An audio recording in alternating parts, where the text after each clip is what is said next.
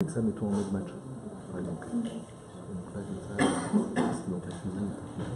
C'est parti. Bonjour à tous. D'une part, merci d'être venus aussi nombreux en ce samedi matin. Donc, vous êtes très motivés. On va parler d'intelligence artificielle aujourd'hui, puisque c'est un des thèmes phares de Futur en scène cette année, et puis c'est quelque chose il y a une petite accélération cette année en termes d'exposition médiatique et différentes annonces de l'intelligence artificielle. L'imaginaire à l'ère des créations artificielles, c'est très polysémique, hein, c'est un sujet, il y a plein de sous-sujets là-dedans, c'est plein de choses à la fois, c'est voir comment l'univers de la science-fiction, des IA a pu nourrir l'imaginaire des créateurs. On pourra aussi se poser la question de savoir si on peut opposer une imagination naturelle qui serait du côté des hommes et une imagination artificielle. Est-ce que c'est pas finalement un petit peu plus complexe? Est-ce que finalement ces imaginaires, est-ce que la création serait du côté d'une collaboration entre l'un et l'autre? Est-ce que ça s'oppose? Et puis on va essayer de voir aussi ce qu'il est on va dire du storytelling, du mythe, et puis éventuellement de ramener ça sur des choses un petit peu plus réalistes, puisqu'on verra qu'on est au tout début des intelligences artificielles. Voilà, c'est les thèmes qu'on va aborder avec tous nos invités. Alexandre Cadin qui devait venir, qui est chercheur sur l'IA, n'a pas pu venir, voilà, ça arrive, hein, mais on a une très belle brochette d'invités que je vais vous présenter. Donc la team, dans les ordres du passage, parce qu'ils vont passer à peu près dans ce sens-là. Alors je suis désolé, 4e, 16 9e, c'est bon, pas bien compris, on est désolé, mais ça va quand même bien passer. Donc les speakers, la plupart font partie du Creative Tech Tank, qui est une association qui défend ce territoire entre création artistique et technologie. Donc on verra Noémie Balma, Philippe Naxon, Frédéric, Stanislas, et puis bien sûr Philippe Lévy-Laboas, Grégory Chatowski et Eric Soulard. C'est intéressant parce que finalement on partage pas mal de choses, même si on est tous sur des territoires un peu différents. Il y a des médias artistes, il y a des gens qui croisent plusieurs territoires. Qu'est-ce que c'est que ce petit bruit? Sur mon Skype. Ah, c'est pas. Et donc oui, ce que je disais, c'est que c'est des gens qui croisent plusieurs territoires et on va apporter qui chacun à leur manière participe sont des créatifs, et on va voir comment chacun va pouvoir donner une petite vision sur création et imagination artificielle. Juste en un mot, le Creative Tech Tank, et on remercie Futur en scène de nous avoir invités. Comme je disais, tout le monde n'en fait pas partie.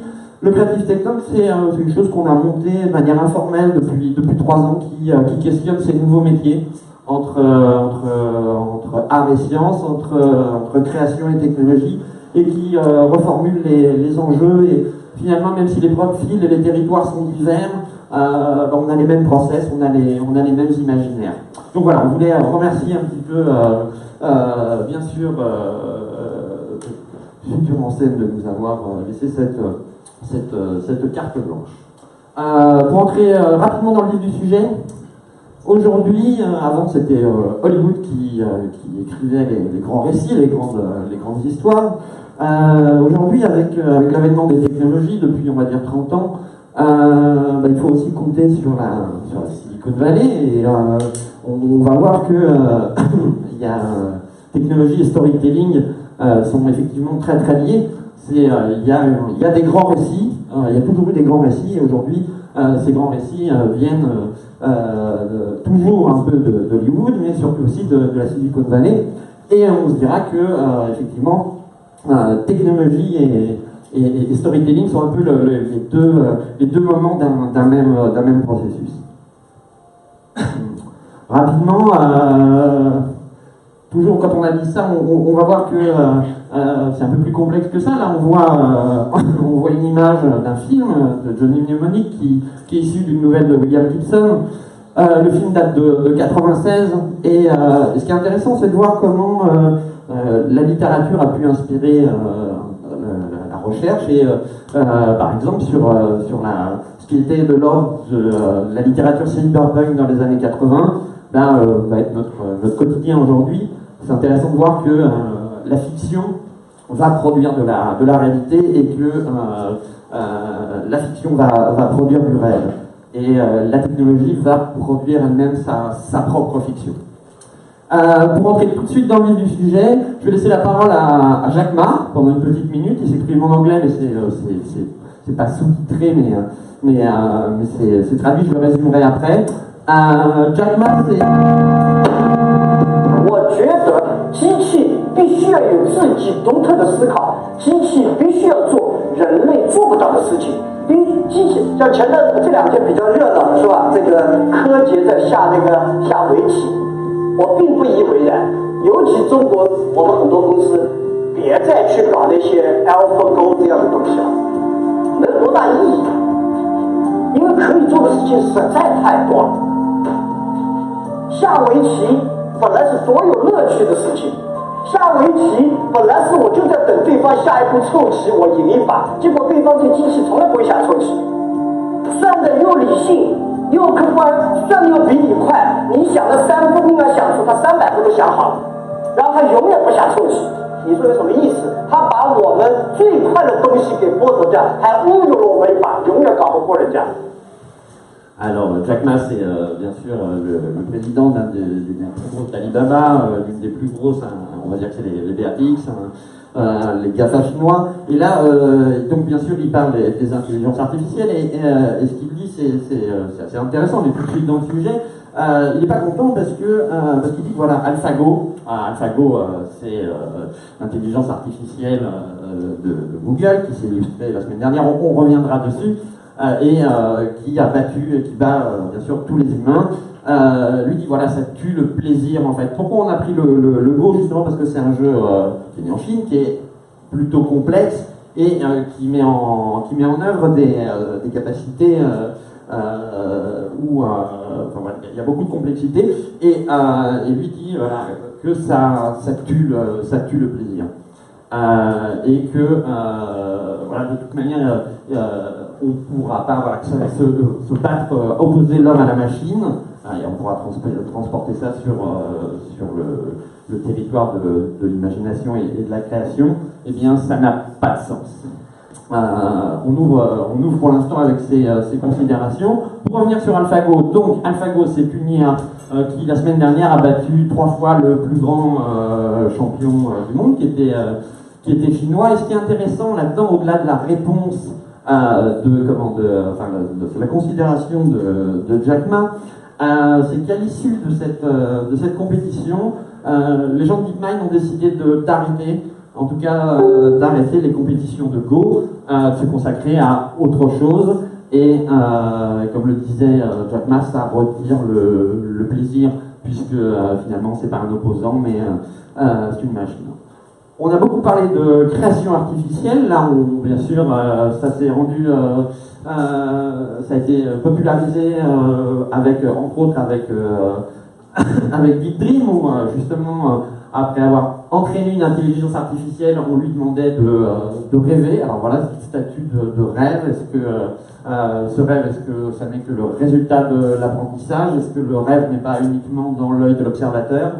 Après, voilà, The Next Rembrandt, c'était reproduire, ramener Rembrandt à la vie en quelque sorte. C'est volontairement un peu extrême, et ramener Rembrandt pour lui faire peindre de nouveaux tableaux en ayant observé toutes ces techniques, tous ces portraits, analyser l'ensemble des caractéristiques de sa peinture. Le projet Google, Magenta, qui lui entend amener l'intelligence artificielle au cœur de la musique.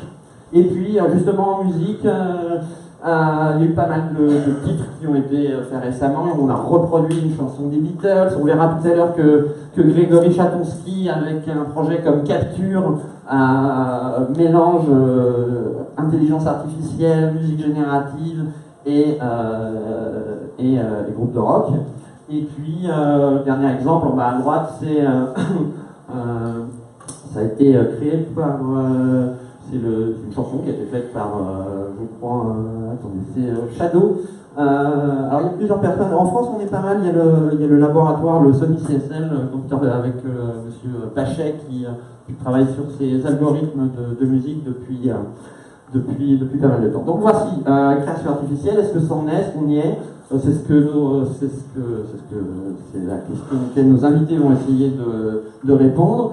Ce qui est intéressant aussi, c'est de voir si est-ce qu'il y a création, est-ce que c'est la reproduction d'une création humaine. Et pour finir, avant de laisser la parole à notre premier speaker, Fabrice, je laisse Jack Ma, dans la deuxième partie de son discours, il propose une alternative. Justement, tout à l'heure, il n'aimait pas qu'on copie les facultés humaines. Est-ce que la voie de l'intelligence artificielle, ce serait pas effectivement que les robots aient leur propre, enfin les intelligences artificielles ou les entités aient leur propre intelligence artificielle? Je vous laisse avec Jack Ma. 所以我在想，这个就是人类一定要去思考。我觉得不要让机器去学习人类，我们要想机器必须要有机器的方式方法，机器独特的思考，能够整合人类，然后整合动物，甚至整合各种各样的，让机器有自己的思考，去弥补和做人类做不到的东西。 Voilà, donc toujours cette donner aux machines leur propre manière de penser, qu'ils puissent s'intégrer avec le reste. Eh bien, je propose d'accueillir Fabrice Svardnikas qui va nous parler de ces sujets. Il va nous parler de collision, de fusion et d'intelligence artificielle. Fabrice a fait un petit tour dans la communication digitale puisqu'il travaillait avant dans l'agence We Are Social. Ensuite, il a été manager du Studio Bright. Le Studio Bright, il nous en parlera peut-être, mais c'était on essayait de se croiser, il essayait de croiser deux territoires entre l'art médiatique ou ce qu'on appelle l'art numérique et on va dire la communication digitale. Et enfin, c'est le fondateur de Rosetta avec 3T qui se présente aujourd'hui comme une holding créative. Je laisse la parole à Fabrice. Bonjour, merci d'être déjà, merci à Stéphane, merci à... Ah, il faut que je vienne et tout. Oh là là, non, vas-y. C'est moi. Salut. Bonjour à tous, merci de vous être déplacés samedi à 10h du mat. On sait que c'est dur pour tout le monde. Merci Stéphane pour l'invitation, merci Créatif Acteur, Futur en scène, tout le monde. Alors effectivement, l'idée que j'avais par rapport à ces sujets, ce qui va être compliqué, c'était d'éviter la redite parce qu'on est beaucoup. Et que quand on essaie de résumer le sujet de l'intelligence artificielle, du deep learning, c'est assez compliqué de ne pas se dire tout le temps la même chose. Donc l'objectif, c'était vraiment d'avoir un take un peu particulier par rapport à ça. Et donc là, c'était vraiment un point de vue que j'appelle de la collision à la fusion. J'aurai l'occasion de vous expliquer. En fait, dès qu'on a vraiment une rupture, une innovation, une révolution un peu technologique, on a vraiment cette période de désenchantement, où finalement tout ce qu'on a imaginé se révèle pas totalement vrai, et ce qu'on n'a pas du tout imaginé devient alors. Donc là, on a la chance, ou pas, on verra ce que ça donne si la Terre disparaît, mais on a la chance justement de voir ce que toute la littérature de science-fiction a imaginé sur les intelligences artificielles, sur la Terre inégale finalement de l'humain. On arrive à cette période charnière où on va voir ce qui se passe vraiment. Et c'est assez excitant. Donc très rapidement sur mon parcours, de 88 à 2010, je savais absolument pas ce que je foutais ici. Donc c'est super dur de se projeter en fait. Et donc Steve Jobs disait toujours connect the dot backwards. Donc tu sais pas où tu vas, mais continue d'y aller. J'ai fait une première maison chez We Are Social d'ailleurs, avant que Stéphane arrive.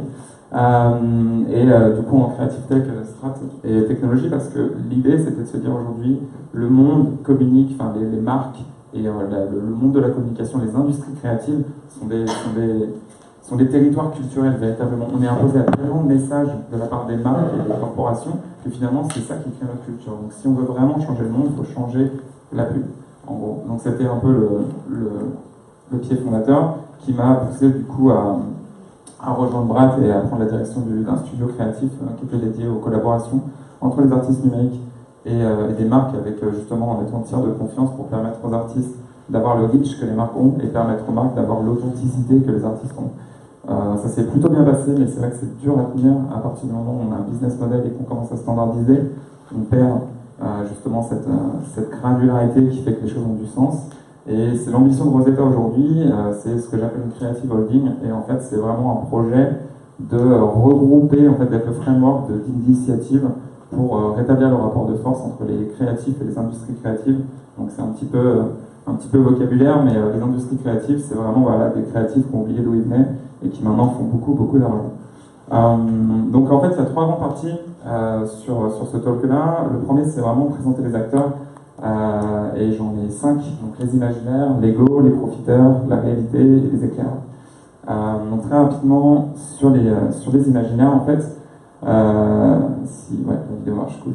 On a beaucoup trop de littérature, enfin beaucoup, c'est passionnant d'ailleurs, mais depuis les années 60, mais potentiellement avant, on a toujours imaginé cet alter ego, en fait. On a toujours imaginé d'avoir un équivalent de la conscience, parce que ce soit la condition humaine, ou quand on se sent seul, même si on est 6 milliards, 7 milliards, il y a toujours eu cette question de voilà, qu'est-ce qu'on fait après.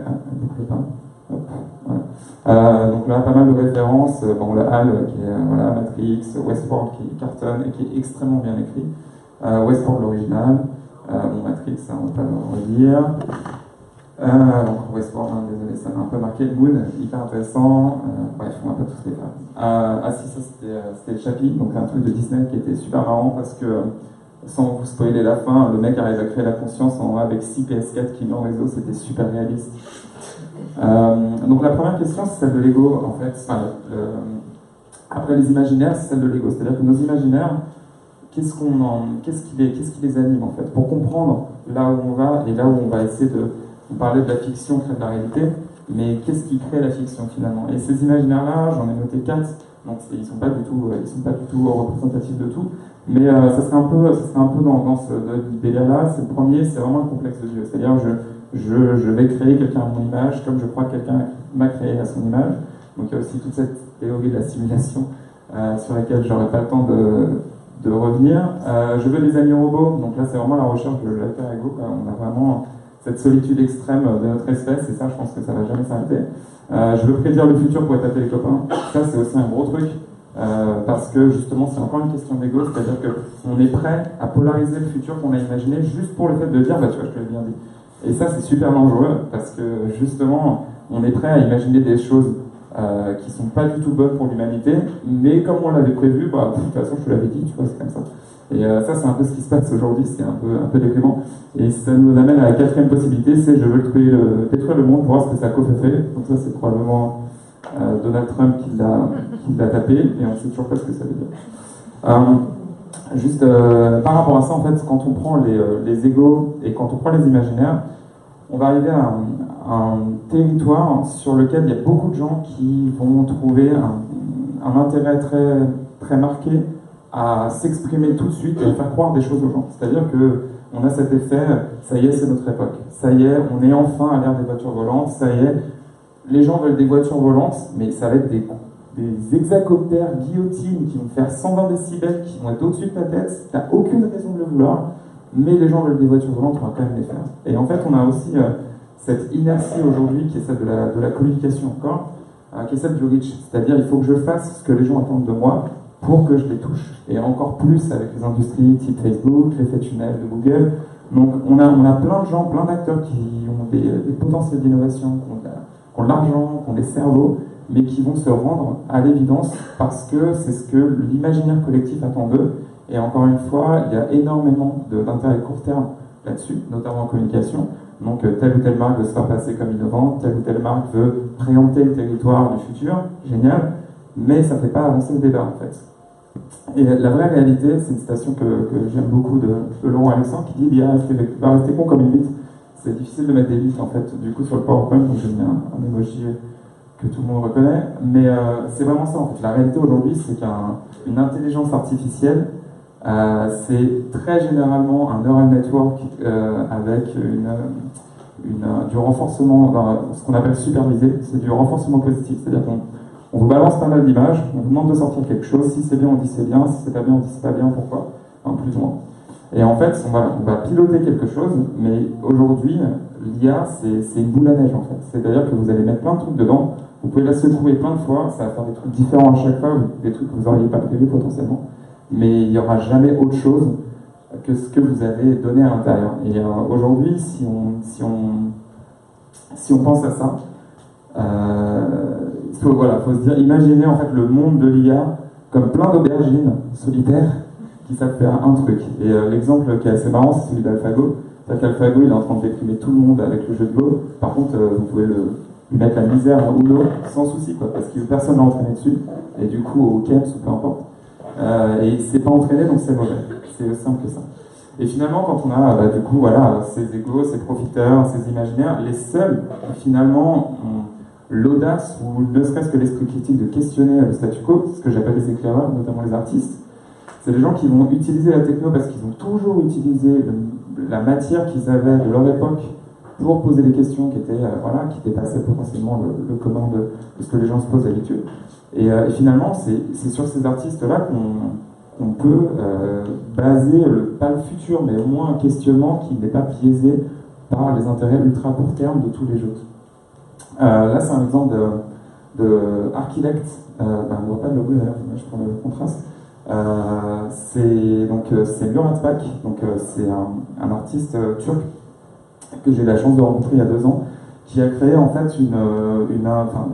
un neural net qui est curateur. Alors c'est assez marrant parce que en fait son neural net il est juste entraîné pour aller récupérer toutes les photos de Tumblr, tous les méta-tags les plus populaires de Tumblr. Il récupère toutes les photos, il les met sur son propre Tumblr et en fait en fonction des likes et des reposts, ça lui fait du renforcement positif. Et en fait au bout de quelques années, il s'est rendu compte qu'il avait un des Tumblr les plus famous de tous parce qu'il présentait exactement ce que les gens aimaient parce que c'était comme du renforcement positif. Ah t'aimes le brutalisme, tu likes, bah tiens on te remet du brutalisme. Et donc il a un compte Twitter aussi, je vous encourage à suivre, ça s'appelle Archilect, avec 2 L. Et le truc a 150 000 followers, et je pense qu'il n'y a pas 1% des gens qui savent que c'est un neural net derrière. Donc du point de vue des mortels, on peut se dire oui, est-ce qu'on a éradiqué la curation? D'apparence peut-être, mais en fait non, c'est vraiment un flou artistique qui est hyper intéressant. Donc ça c'était juste la première partie des acteurs, donc c'était vraiment un espèce de panorama pour essayer de voir un peu où on se trouve. La deuxième partie que j'ai appelée It's not me, it's you, non, it's not you, it's me d'ailleurs, il faudrait que j'apprenne à lire, c'est en fait, on se pose la question des robots, on se pose la question de l'intelligence artificielle, on se pose cette question de l'autre en fait, mais on est les créateurs de ces choses-là. Et du coup, il y a ce côté, ce sont nos créations, ce sont nos miroirs, et en fait, on les crée avec les défauts qu'on a, sauf qu'on n'a personne qui peut nous dire quels sont vraiment nos biais, parce qu'on n'a pas justement ce dialogue avec quelqu'un d'autre qui nous dit mais là tu fais de la merde. Donc là, l'image du docteur Magou, j'ai trouvé un peu intéressante parce qu'on essaie de trifouiller quelque chose d'externe, mais en fait, c'est notre propre question. Ce mec ne peut pas se connecter avec Claude. Okay. Donc il y avait un exemple que je trouvais hyper intéressant, c'est celui que tu as mis dans la présentation du projet. C'est, oui, alors il y a une agence japonaise qui a remplacé son directeur de création par un robot, par une IA. Et elle va totalement, elle fait le taf et tout, c'est super cool. Mais en fait, la question c'est de se dire, est-ce que c'est l'IA qui est performante ou est-ce que c'est le job qui est complètement robotisable? Et en fait, c'est aussi ça, c'est qu'en fait, est-ce qu'on est en train d'essayer de se dire qu'on a créé l'intelligence, ou est-ce qu'en fait, si on change de polarité, on se dirait juste, en fait, on est déjà des robots, on se lève le matin à la même heure, on prend photo de notre bouffe à la même heure, c'est exactement la même chose. Et si on prend le quotidien du directeur de création typique, j'espère que je vais blesser personne, mais c'est quand même aller sur Vimeo, mater tous les staff pics, être au courant de tous les hashtags, aller sur Behance et mater toutes les esthétiques qui vont marcher. Je suis désolé, mais un neural net peut le faire en fait. Et du coup, c'est pas tant on a créé de l'intelligence, c'est en fait notre quotidien aujourd'hui, bah voilà, c'est quand même un truc hyper répétitif, et tout ce qui est répétitif est scriptable, et donc on arrive justement à cette question de l'automation et du coup de l'intelligence artificielle qui est en fait, voilà. Après, de la même manière, avant qu'on ait la machine à imprimer, on était là à poser nos caractères, enfin même à écrire. Après, la machine, et on a dit, bah attends, c'est incroyable cet outil. Et donc là, c'est plus ou moins la même chose, sauf qu'on est dans une société tellement technologique qu'on ne se pose pas cette question. Donc, alors, ça c'est un autre élément que je trouve intéressant, c'est ce que j'appelle le raisonnement interdit. C'est-à-dire qu'il y a énormément de choses qui sont très bien faites par des IA, et il y a énormément de littérature là-dessus, sur oui, telle ou telle IA a réussi à recréer en 5 heures l'expérience qui a permis à quelqu'un de faire un prix Nobel, mais on ne sait absolument pas comment elle a fait. C'est-à-dire que même si on arrive à faire des découvertes incroyables, ou même si on arrive à répliquer des choses qui ont créé l'humanité des années, on est incapable de rentrer dans le cerveau de l'IA pour comprendre comment elle marche. Et ça, c'est un autre problème.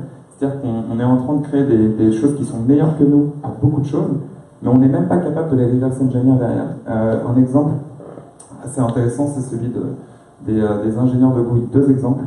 Celui des ingénieurs de Google qui ont demandé à deux neural nets de créer un langage crypté pour communiquer, pour éviter un 3e neural net en fait. Donc ils ont réussi, sauf que même les mecs ils comprenaient pas du coup le langage que les 2 IA avaient utilisé parce qu'ils avaient inventé leur propre langage de cryptographie. Donc c'est à la fois super impressionnant et super terrifiant. Et le deuxième, c'est dans le délire un peu l'œuf ou la poule, pas mal d'ingénieurs de Google ont monté des IA pour créer des IA. Et ils se rendent compte que les IA qui sont créées par d'autres IA sont moins sujettes aux biais en fait, et donc sont créées. Voilà, c'est-à-dire qu'à partir du moment où vous créez une machine qui va être alimentée par uniquement ce que vous lui donnez, déjà dans ce que vous lui donnez, vous avez du biais. Et du coup, voilà, si quelqu'un qui n'a pas de biais se charge de ça, vous allez avoir des intelligences qui vont se débarrasser finalement de l'imperfection qu'on a, mais dont on n'est pas nécessairement conscient. Donc là, un petit tribut à notre cher Black Mirror, qui est vraiment une des références aujourd'hui dans le côté dystopie IA, et qui est quand même super bien produit. Il y a vraiment ce côté, est-ce qu'on n'est pas en train de juste mettre nos biais dans quelque chose et de voir un contenu qu'on n'a pas l'habitude de voir, qu'on pensait inaccessible. Et on se dit, ah mais non, c'est comme ça que les machines pensent. Faisons attention parce qu'on injecte du biais, on injecte des défauts cognitifs. En fait, notre capacité cognitive, elle est extrêmement limitée. Et quand on voit justement de l'esthétique qui vient d'un neural net avec justement d'E-Dream ou ces choses-là, on dit, bah ça c'est du LSD, ça c'est du rêve. Mais en fait, c'est juste ce qu'on a mis à l'intérieur. Enfin, en tout cas, c'est ce que je pense. Donc là, c'est l'aspect clairement le plus dégueu du truc. Impossible de trouver cette image en qualité. Je ne sais pas si vous vous rappelez de cette pub. C'est la pub de David Lynch pour la PlayStation 2. Complètement chez père, où c'est un gars qui rentre dans un couloir, il ouvre la porte et là il y a un canard qui lui dit bienvenue dans le 3e monde. Donc je trouvais ça. Mais, franchement, il faut la voir. C'est la seule pub de Lynch que j'ai vraiment vue à la télé. Elle a cassé le cerveau pendant 15 ans. Et finalement, voilà, pour finir, c'est un peu cette introduction sur la problématique. La question, c'est quel est le monde d'après. Et c'est difficile de le prévoir, c'est sûr. Et le mieux, c'est quand même d'imaginer le rapport de force qu'on va avoir justement avec ces alters inégaux, comme j'aime les appeler, concrets. Donc il y a 2 démarches moi, qui me paraissent assez intéressantes. La première, c'est celle d'Elon Musk.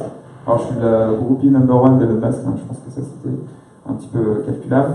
À la différence de Facebook qui va chercher Yann Lequin et qui fait bosser sur voilà, on veut une IA pour contrôler le monde, en gros, ou de Google qui va créer son propre hardware. L'ambition d'Elon Musk par rapport à ça, notamment avec OpenAI, donc le premier logo, c'est de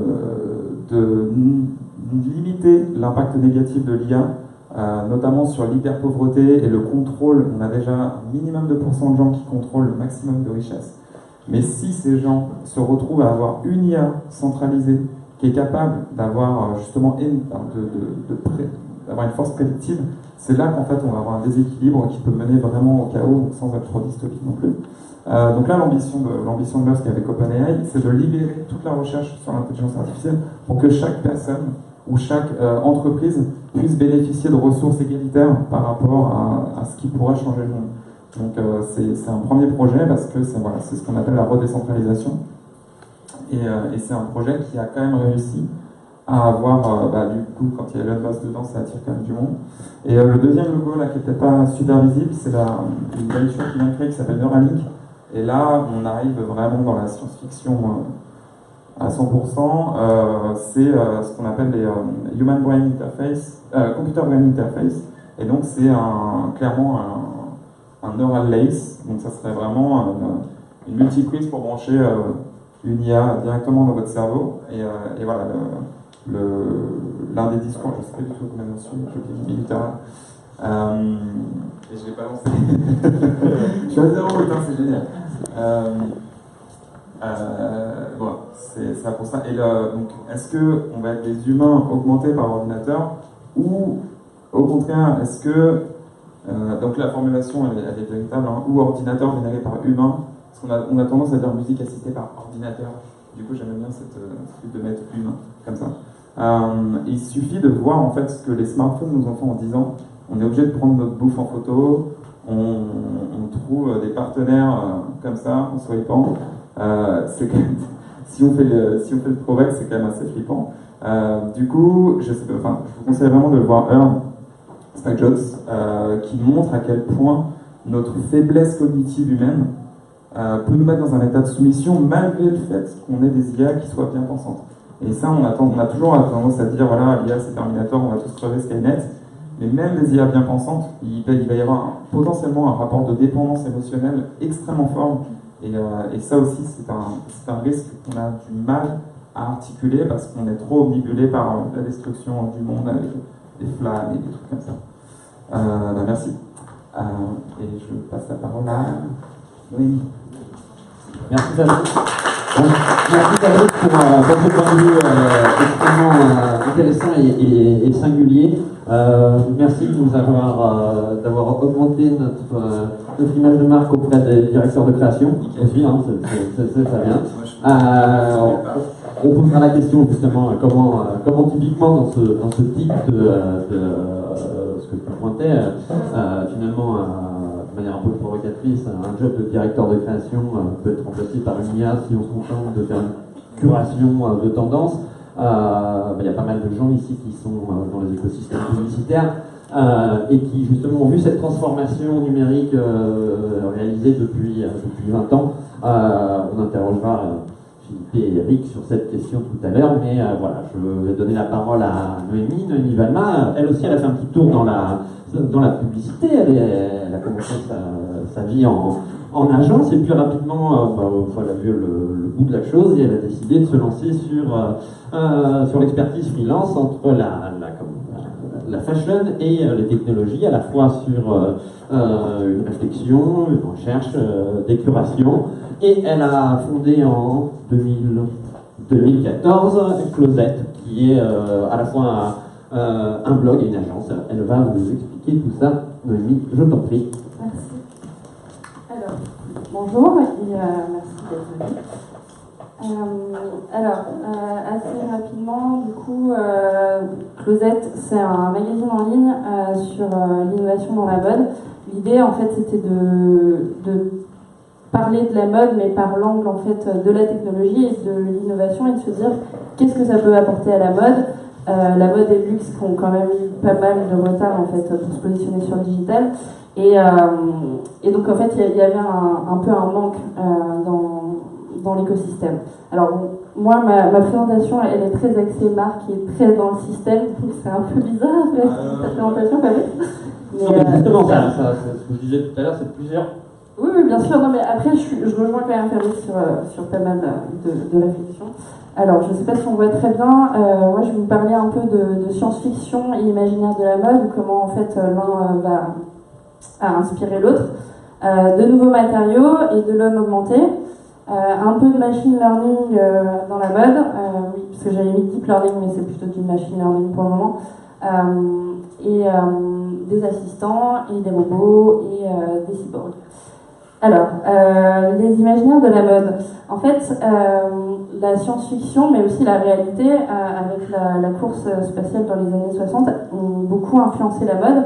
notamment avec des créateurs comme Paco Rabanne ou Courrèges, qui aussi habillaient en fait les actrices dans les films, comme par exemple celui avec Audrey Hepburn, How to Steal a Million. Et a inspiré aussi du coup, les années un peu suivantes. Donc là, j'ai fait un petit saut plus dans les années 2000, là où on peut voir aussi que des films comme Star Wars ont pu inspirer des créations chez Jean-Paul Gaultier. Donc là, je vous ai mis quand même pas mal d'exemples. Là, un peu plus aujourd'hui, ça c'était le dernier défilé de Issey Miyake, qui fait beaucoup de recherches en fait sur les matières, qui développent en interne sur plusieurs années et qui vont en fait utiliser une fois qu'ils sont prêts pour leur collection. Et là, l'inspiration en fait était cosmique. À côté, on a Iris Van Herpen qui utilise elle aussi qui fait beaucoup de recherches. En fait, à chaque collection, elle va développer des nouveaux matériaux et elle s'inspire aussi beaucoup de la conquête de l'espace. Elle a une collection qui s'appelle Terraformation, où en gros, en fait, c'est comment on adapte une autre planète pour qu'on puisse vivre dessus.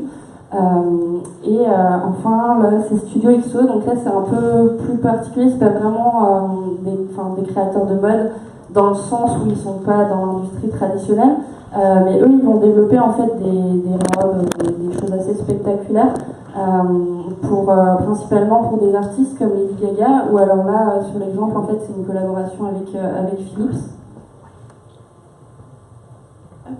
Et voilà, encore des exemples d'inspiration sur les derniers défilés. Et enfin, Chanel qui s'est positionné depuis 2 saisons en s'inspirant en fait d'une part des data centers et d'autre part de la conquête spatiale. Après voilà, ça ne veut pas dire que derrière il y a plein d'innovations dans le défilé, c'est juste encore des inspirations, quoi. Alors, sur les nouveaux matériaux et l'homme augmenté, j'ai choisi de vous mettre des exemples de la créatrice Anouk Liprecht, qui, elle, est basée à San Francisco, mais c'est une Hollandaise d'origine. Elle utilise beaucoup, en fait, la robotique et tout un tas de technologies comme l'impression 3D pour créer, en fait, des vêtements qui puissent réagir. Donc ici, je vous ai mis l'exemple de la Spider Dress, qui en gros en fait est une robe qui est censée protéger son utilisatrice et qui va en fait donner des coups si on s'approche trop près d'elle. Moi j'aime bien le concept, laisse-moi tranquille. Et à côté on a les créations de Pauline Van Dongen qui est aussi hollandaise. Là j'ai mis un exemple où en fait elle avait utilisé de l'impression 3D et aussi l'électronique pour pouvoir en fait le vêtement il bouge. Mais elle a aussi fait énormément d'autres choses comme des vestes avec des panneaux solaires pour pouvoir recharger des téléphones ou tout un tas de créations, dont aussi des créations avec des textiles actifs. Donc je voulais juste faire une petite parenthèse sur ces 2 créatrices, plus Iris Van Herpen aussi, qui sont toutes hollandaises et je pense que ça révèle quand même quelque chose du système éducatif hollandais où tout est décloisonné en fait dans les universités. Dès le début, ils sont amenés à travailler des designers avec des ingénieurs et vraiment à se mélanger. Et je pense que c'est ce qu'il faut faire pour qu'on puisse vraiment aller plus loin dans la création et faire des choses un peu nouvelles, quoi. Et pas toujours faire la même chose. Ensuite, je vous ai quand même mis une Française que j'aime beaucoup et qui est par ailleurs une très bonne amie, Clara Daguin, qui était finaliste du l'avant-dernier festival d'hier, l'année dernière. Alors Clara, ce qui est très intéressant chez elle, en fait, c'est que donc elle est franco-américaine. Elle a grandi en fait dans la Silicon Valley et elle est venue à Paris pour faire les arts déco. Et donc elle a vraiment cette double culture entre l'esthétique, la mode et tout l'aspect technologique. Et elle avait d'ailleurs participé à un workshop avec le MIT, et donc elle a vraiment ce double côté qui fait que voilà, donc là c'était sa collection pour hier, où elle avait intégré des LED dans des vêtements en fait couture. Et voilà. Donc la next step, quelque part, ce serait d'avoir des hommes augmentés. Alors là, j'ai mis un exemple d'exosquelette, mais il y a aussi surtout beaucoup les prothèses. Et ce qui est assez fou, c'est que, alors on m'a dit qu'il existait des gens qui veulent, enfin c'est un groupe de gens un peu bizarres, qui veulent se faire couper des membres exprès pour pouvoir avoir des prothèses pour en fait quelque part devenir des hommes bioniques et être plus forts, plus performants. Donc sur le machine learning, je vous ai choisi l'exemple que je trouve le plus parlant, qui a été fait l'année dernière. Donc c'est Marquesa, qui est une marque, une maison de mode, où ils ont fait un partenariat avec IBM Watson, donc qui est l'intelligence artificielle d'IBM, et où en fait il y a eu, ils ont donné à manger à l'intelligence artificielle toutes les archives de la maison, pour ensuite derrière faire des recommandations aux créatrices pour créer cette robe. Après évidemment c'est les créatrices qui ont décidé et qui ont fait le truc un peu à leur sauce, mais voilà, l'intelligence artificielle elle était vraiment là pour leur mâcher un petit peu le travail et peut-être leur faire ressortir des références auxquelles elles n'auraient pas pensé. Et ensuite, bon alors ça c'est un peu gimmick, mais en fait, c'était pour le Met Gala, qui a lieu chaque année, qui est un gros événement mode. Donc, le thème de l'année 2016, c'était justement le lien entre la main et la machine. Et donc, cette robe était connectée aux réseaux sociaux de Kurkova. Et elle réagissait, donc il y avait des petites LED de couleurs qui s'allumaient sur la robe en fonction des tweets ou des hashtags partagés sur Instagram. Et alors, juste, du coup, je ne vous ai pas mis des exemples, mais l'intelligence artificielle dans la mode, donc on peut avoir ce genre d'exemple qu'on peut ou pas juger gimmick, qui est visible, mais ce qui est le plus intéressant au final, ça reste toutes les technologies invisibles qui vont être au service du business, comme par exemple pour avoir une logistique plus efficace ou pour le pricing, que ce soit sur le e-commerce ou même en magasin. Il y a des startups qui sont capables en fait d'aller chercher toutes les données pour pouvoir mieux pricer les vêtements en magasin. Et il y a aussi, on peut faire plein de choses. On peut aussi gérer le CRM, la relation client plus intelligemment, où il y a encore les chatbots. J'en parle pas trop dans ma présentation, mais parce que je pense que on a un peu dans le creux de la vague des chatbots, on a beaucoup parlé, on a beaucoup donné d'espoir sur ce que ça pouvait faire, et je pense que on n'est pas encore. Et même en termes d'usage, en fait, il y a plein de chatbots, donc c'est les robots qui vous répondent sur la messagerie, par exemple, de Facebook, et où au final, voilà, vous allez parler avec le chatbot de Burberry, ça vous amuse les 5 premières minutes, mais bon, après, voilà, c'est assez vide. Alors, l'intelligence artificielle aussi est très intéressante au niveau des assistants. Donc là, je vous ai mis plusieurs exemples, avec un premier exemple qui est chez Macy's à New York. Donc là, c'était vraiment en magasin, où donc c'est sur une application mobile. Vous avez une application où vous pouvez poser tout un tas de questions en fait pour pouvoir chercher ce que vous voulez acheter. Donc en gros, vous pouvez dire bon bah voilà, je cherche telle marque, et l'application va vous dire ah bah c'est exactement à tel endroit. C'est très très pratico-pratique. Après, on a Stitch Fix, qui est un genre de Netflix de la mode, où en gros c'est une box sur abonnement. Et eux, en fait, ils utilisent l'intelligence artificielle pour aider les stylistes à mieux comprendre les goûts des gens, en fait, pour pouvoir leur envoyer des vêtements qui leur plaisent. Après, ils ont aussi fait un essai de création en générant des styles d'après justement ce qu'aimaient les gens. Voilà. Après, je ne sais pas concrètement quel résultat ça a donné sur ces créations-là. Et enfin, il y a le nouvel assistant d'Amazon. Donc en fait, leur assistant Echo pour la maison, ils l'ont décliné pour faire un espèce de styliste à la maison. Donc en gros, vous avez une caméra où vous pouvez vous mettre devant. Ça vous permet en fait, elle prend des vidéos pour qu'on puisse se voir en 360. L'intelligence artificielle qui est dedans, bon, je trouve que c'est quand même assez limité, mais elle peut en fait vous aider à choisir comment vous habiller, mais c'est seulement en comparant 2 photos, donc ça va pas plus loin que ça pour le moment.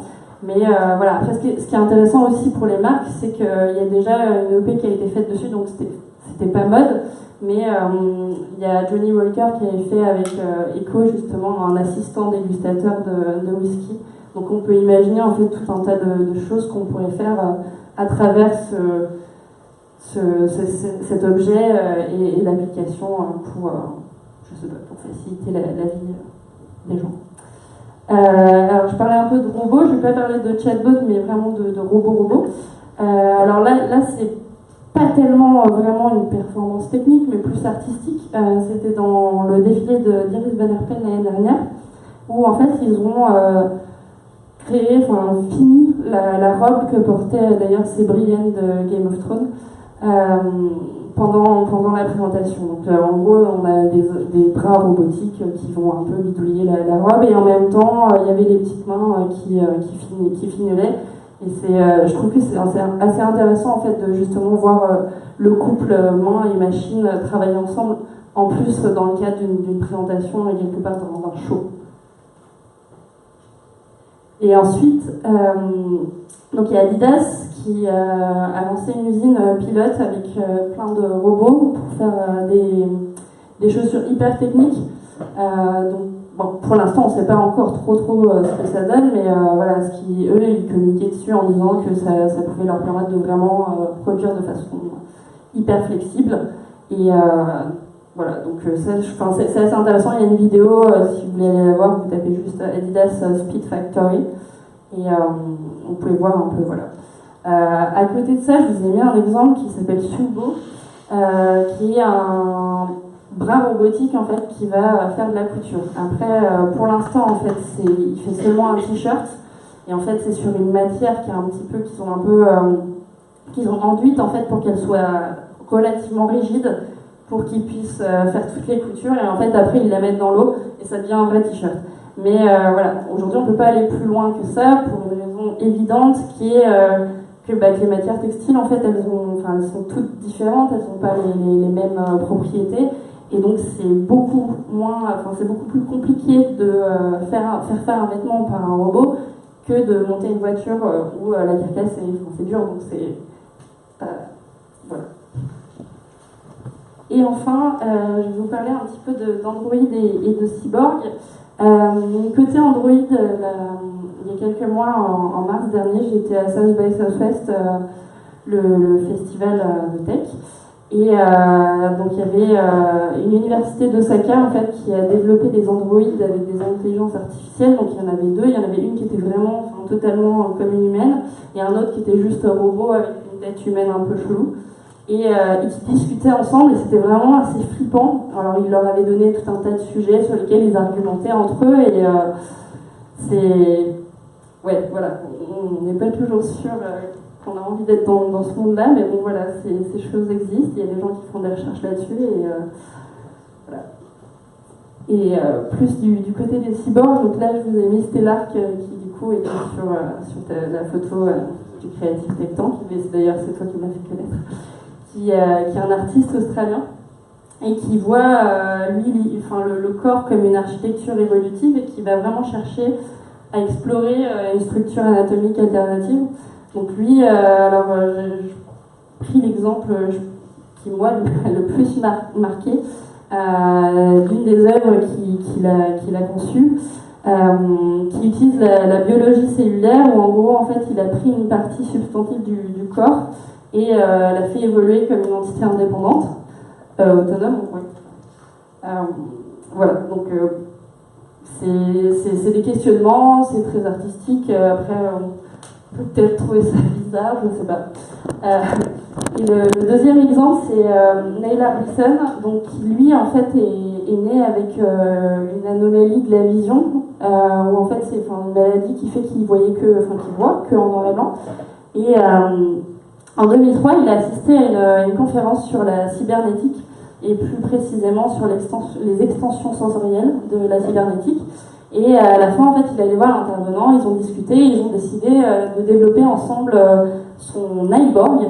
Donc en fait, c'est une caméra qui va capter les couleurs et qui va les transformer, les traduire en microsons qui sont du coup ensuite transmises à son cerveau. Et lui, il a appris du coup telle couleur, c'est telle fréquence, et vraiment, il va être capable de vous dire, bon ben voilà, ça c'est rouge ou c'est orange, alors qu'en fait, il ne le voit pas. Et donc lui, il est très engagé par rapport à l'idée du cyborg. En fait, lui, il voit vraiment ça comme une augmentation, enfin quelque chose qui est fait par la technologie, mais qui est là pour pouvoir aider des humains qui auraient des disabilities. Et donc il a fondé une fondation qui s'appelle la Fondation Cyborg pour justement aider les humains à devenir cyborg. Et le dernier fait aussi qui est important, je pense à noter aussi, c'est qu'il s'est battu pendant plusieurs années en fait pour qu'il puisse avoir sa photo avec son iBorg sur son passeport, parce qu'au début en fait il pouvait pas, et finalement on lui a donné l'autorisation, et donc quelque part ça veut dire qu'on reconnaît aussi son statut de cyborg, quoi. Voilà, merci beaucoup. Merci beaucoup.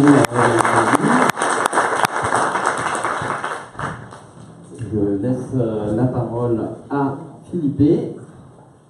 Alors Philippe, lui aussi, décidément c'est un trait d'union de pas mal d'entre nous, est passé encore directeur artistique dans la communication digitale, tu en parleras si tu veux, mais surtout il a une activité, je parlais de croiser plusieurs territoires, il est média artiste, il a une activité artistique depuis maintenant près de 10 ans, et vous verrez d'ailleurs une de ses œuvres, il va vous en parler juste à l'entrée du pavillon principal de Futur en scène, une œuvre qui s'appelle Punir un robot. Est-ce qu'il faut punir les robots par anticipation du mal possible qui pourrait nous faire un jour? Est-ce qu'on est véritablement sur cette contradiction? On verra qu'il y a d'autres manières de concevoir la collaboration. En tout cas, c'est une œuvre qui donne à penser.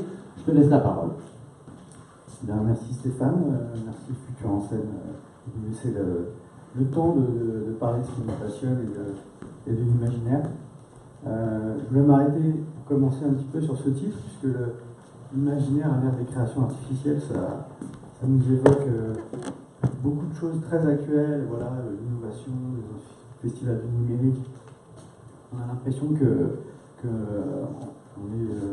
on va parler uniquement de l'avant-garde de ce qui se passe, alors que finalement l'imaginaire et les créations artificielles, c'est un truc vieux comme le monde, quoi. Stéphane parlait en introduction de finalement la mémoire des hommes, des histoires qu'on se raconte depuis le début, et je crois que c'est un peu ce que je vais essayer de vous présenter à travers mon parcours, c'est-à-dire qu'est-ce que je cherche pardon, je suis pas très habitué à ce type de présentation, mais À ton rythme. oui, à mon rythme.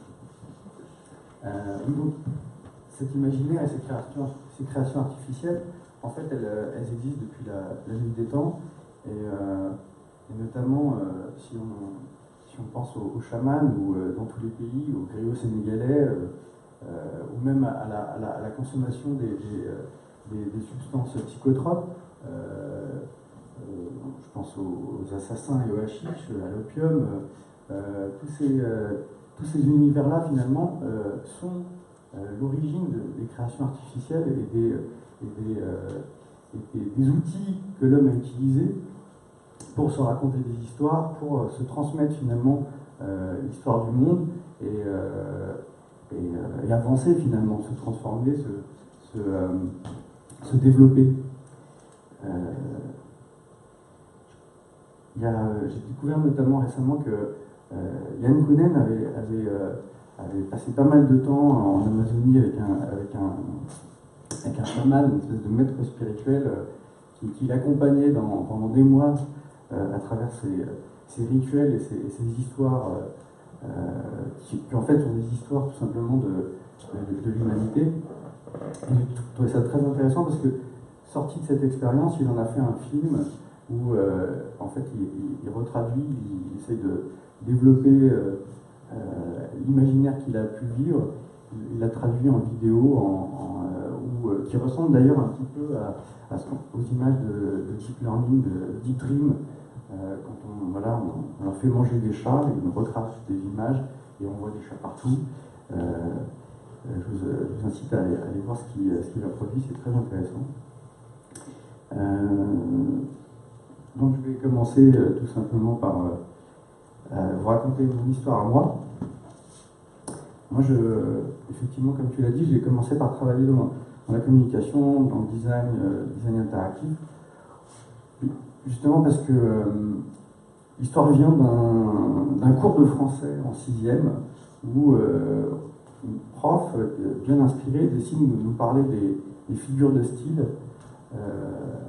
Et elle nous dit à tous, bon ben, demain vous pointez tous avec une publicité de magazine et on va décortiquer, on va analyser finalement les mécaniques à l'œuvre que les publicitaires utilisent pour nous convaincre, pour nous raconter des histoires, pour nous séduire. Et cet exercice-là, moi, m'a complètement fasciné parce que du coup, ça m'a permis de découvrir déjà qu'il y avait des gens dont le métier était de s'amuser avec des mots. Alors certes, à but commercial, mais en tout cas, ils en faisaient quelque chose de créatif et de quelque part un petit peu jouissif quand même.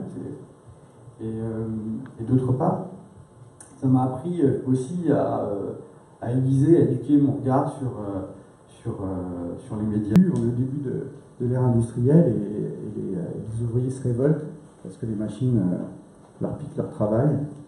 Et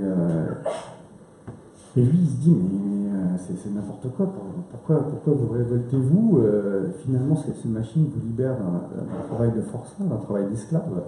On a mieux à faire, quoi.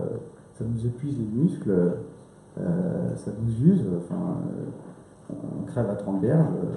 Aujourd'hui, c'est moins le cas. Et il disait donc à l'époque, il termine, sa conclusion, c'est ça.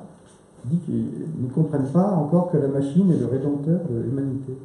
Bon, il fait des références comme ça à la mythologie religieuse, mais il s'en contrefou. Ce qu'il veut dire simplement, c'est que c'est là pour nous rendre service, quoi. C'est le gamin qui écrit pas bien, qui dit voilà l'outil là, ça va me servir ça. Si jamais j'ai une punition à gratter, enfin il comprend que ça peut être une compensation d'un handicap ou d'une faiblesse individuelle qui peut l'aider, quoi, en fait. J'avance plus rapidement. Et en fait, en produisant l'installation, je découvrais des sous-sujets, en fait, et du coup, je vous en fais part.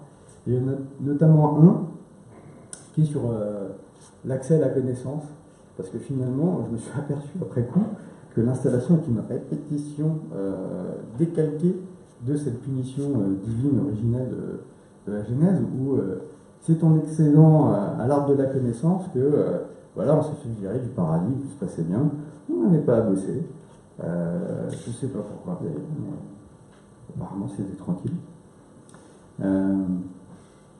C'est nous, hommes, qui nous retrouvons aujourd'hui en tant que créateurs avec ces machines, hein, qu'elles soient mécaniques ou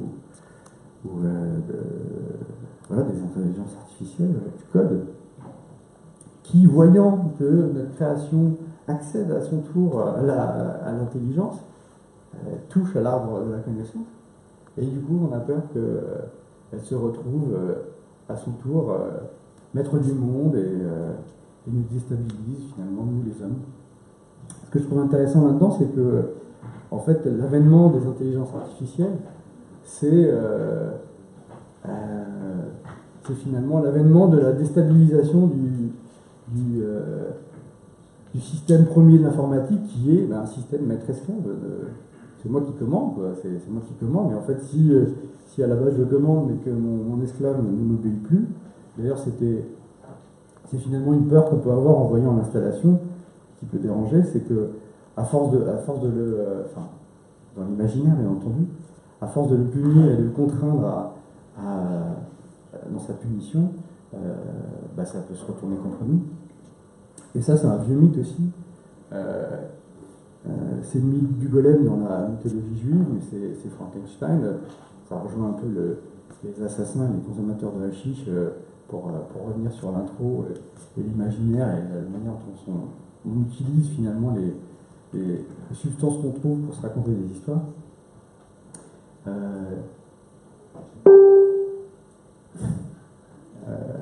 On y est presque. J'accélère. Donc oui, ça nous déstabilise et ça nous interroge sur nous-mêmes. Et je terminerai sur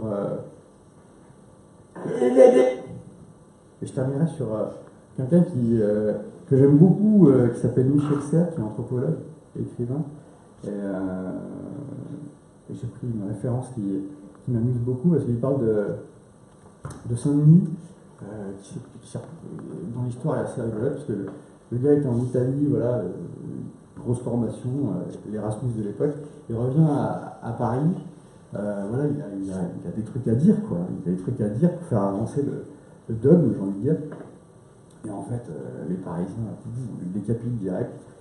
Et le gars, il est à Paris, il fait 6 km de Montmartre jusqu'à Saint-Denis aujourd'hui, donc la ville qui porte son nom, cathédrale là-bas. Et Michel Serres, il parle de lui parce qu'il dit regardez, ce gars porte sa tête dans la main, entre les mains, et c'est un peu comme nous aujourd'hui, quoi. On porte un petit peu de cerveau qu'on externalise comme ça. Il dit que l'homme, depuis le biface, finalement, n'a fait que ça. Il n'a fait que externaliser des fonctions mécaniques. Toutes les machines, le robot, c'est un super coup, quoi, finalement. Toutes les machines ne sont que des externalisations mécaniques des fonctions du corps. Et que ce qu'on fait aujourd'hui, finalement, avec les robots, enfin, avec l'intelligence artificielle, c'est justement de l'externalisation de fonctions cognitives. On a tous flippé au début des années 2000 en se disant putain, mais je perds la mémoire, hein, parce que je demandais à Google. Et en fait, ce truc-là, c'est tout simplement de l'externalisation cognitive qui au départ nous fait peur, ce qu'utilisait Fabrice, mais au final, ça nous rend service. Et cette peur-là, elle ne date pas du tout d'aujourd'hui. J'étais amusé de le découvrir. Michel Serres dit que cette peur, on peut la retrouver au 15e avec l'imprimerie, en fait. Quand on a commencé à mettre du savoir sur du papier et non plus à se le raconter oralement, voilà, la tradition orale initiale, les gens, qu'est-ce qu'ils ont fait? Ils ont commencé à baliser, à brûler des livres, mais faites pas ça, bande de fous, etc. Et donc voilà, c'est amusant de se dire que on réactive une peur en fait qui déjà date du 15e, mais j'imagine que si on prend ce fil rouge comme recherche, on en retrouvera d'autres dans notre histoire.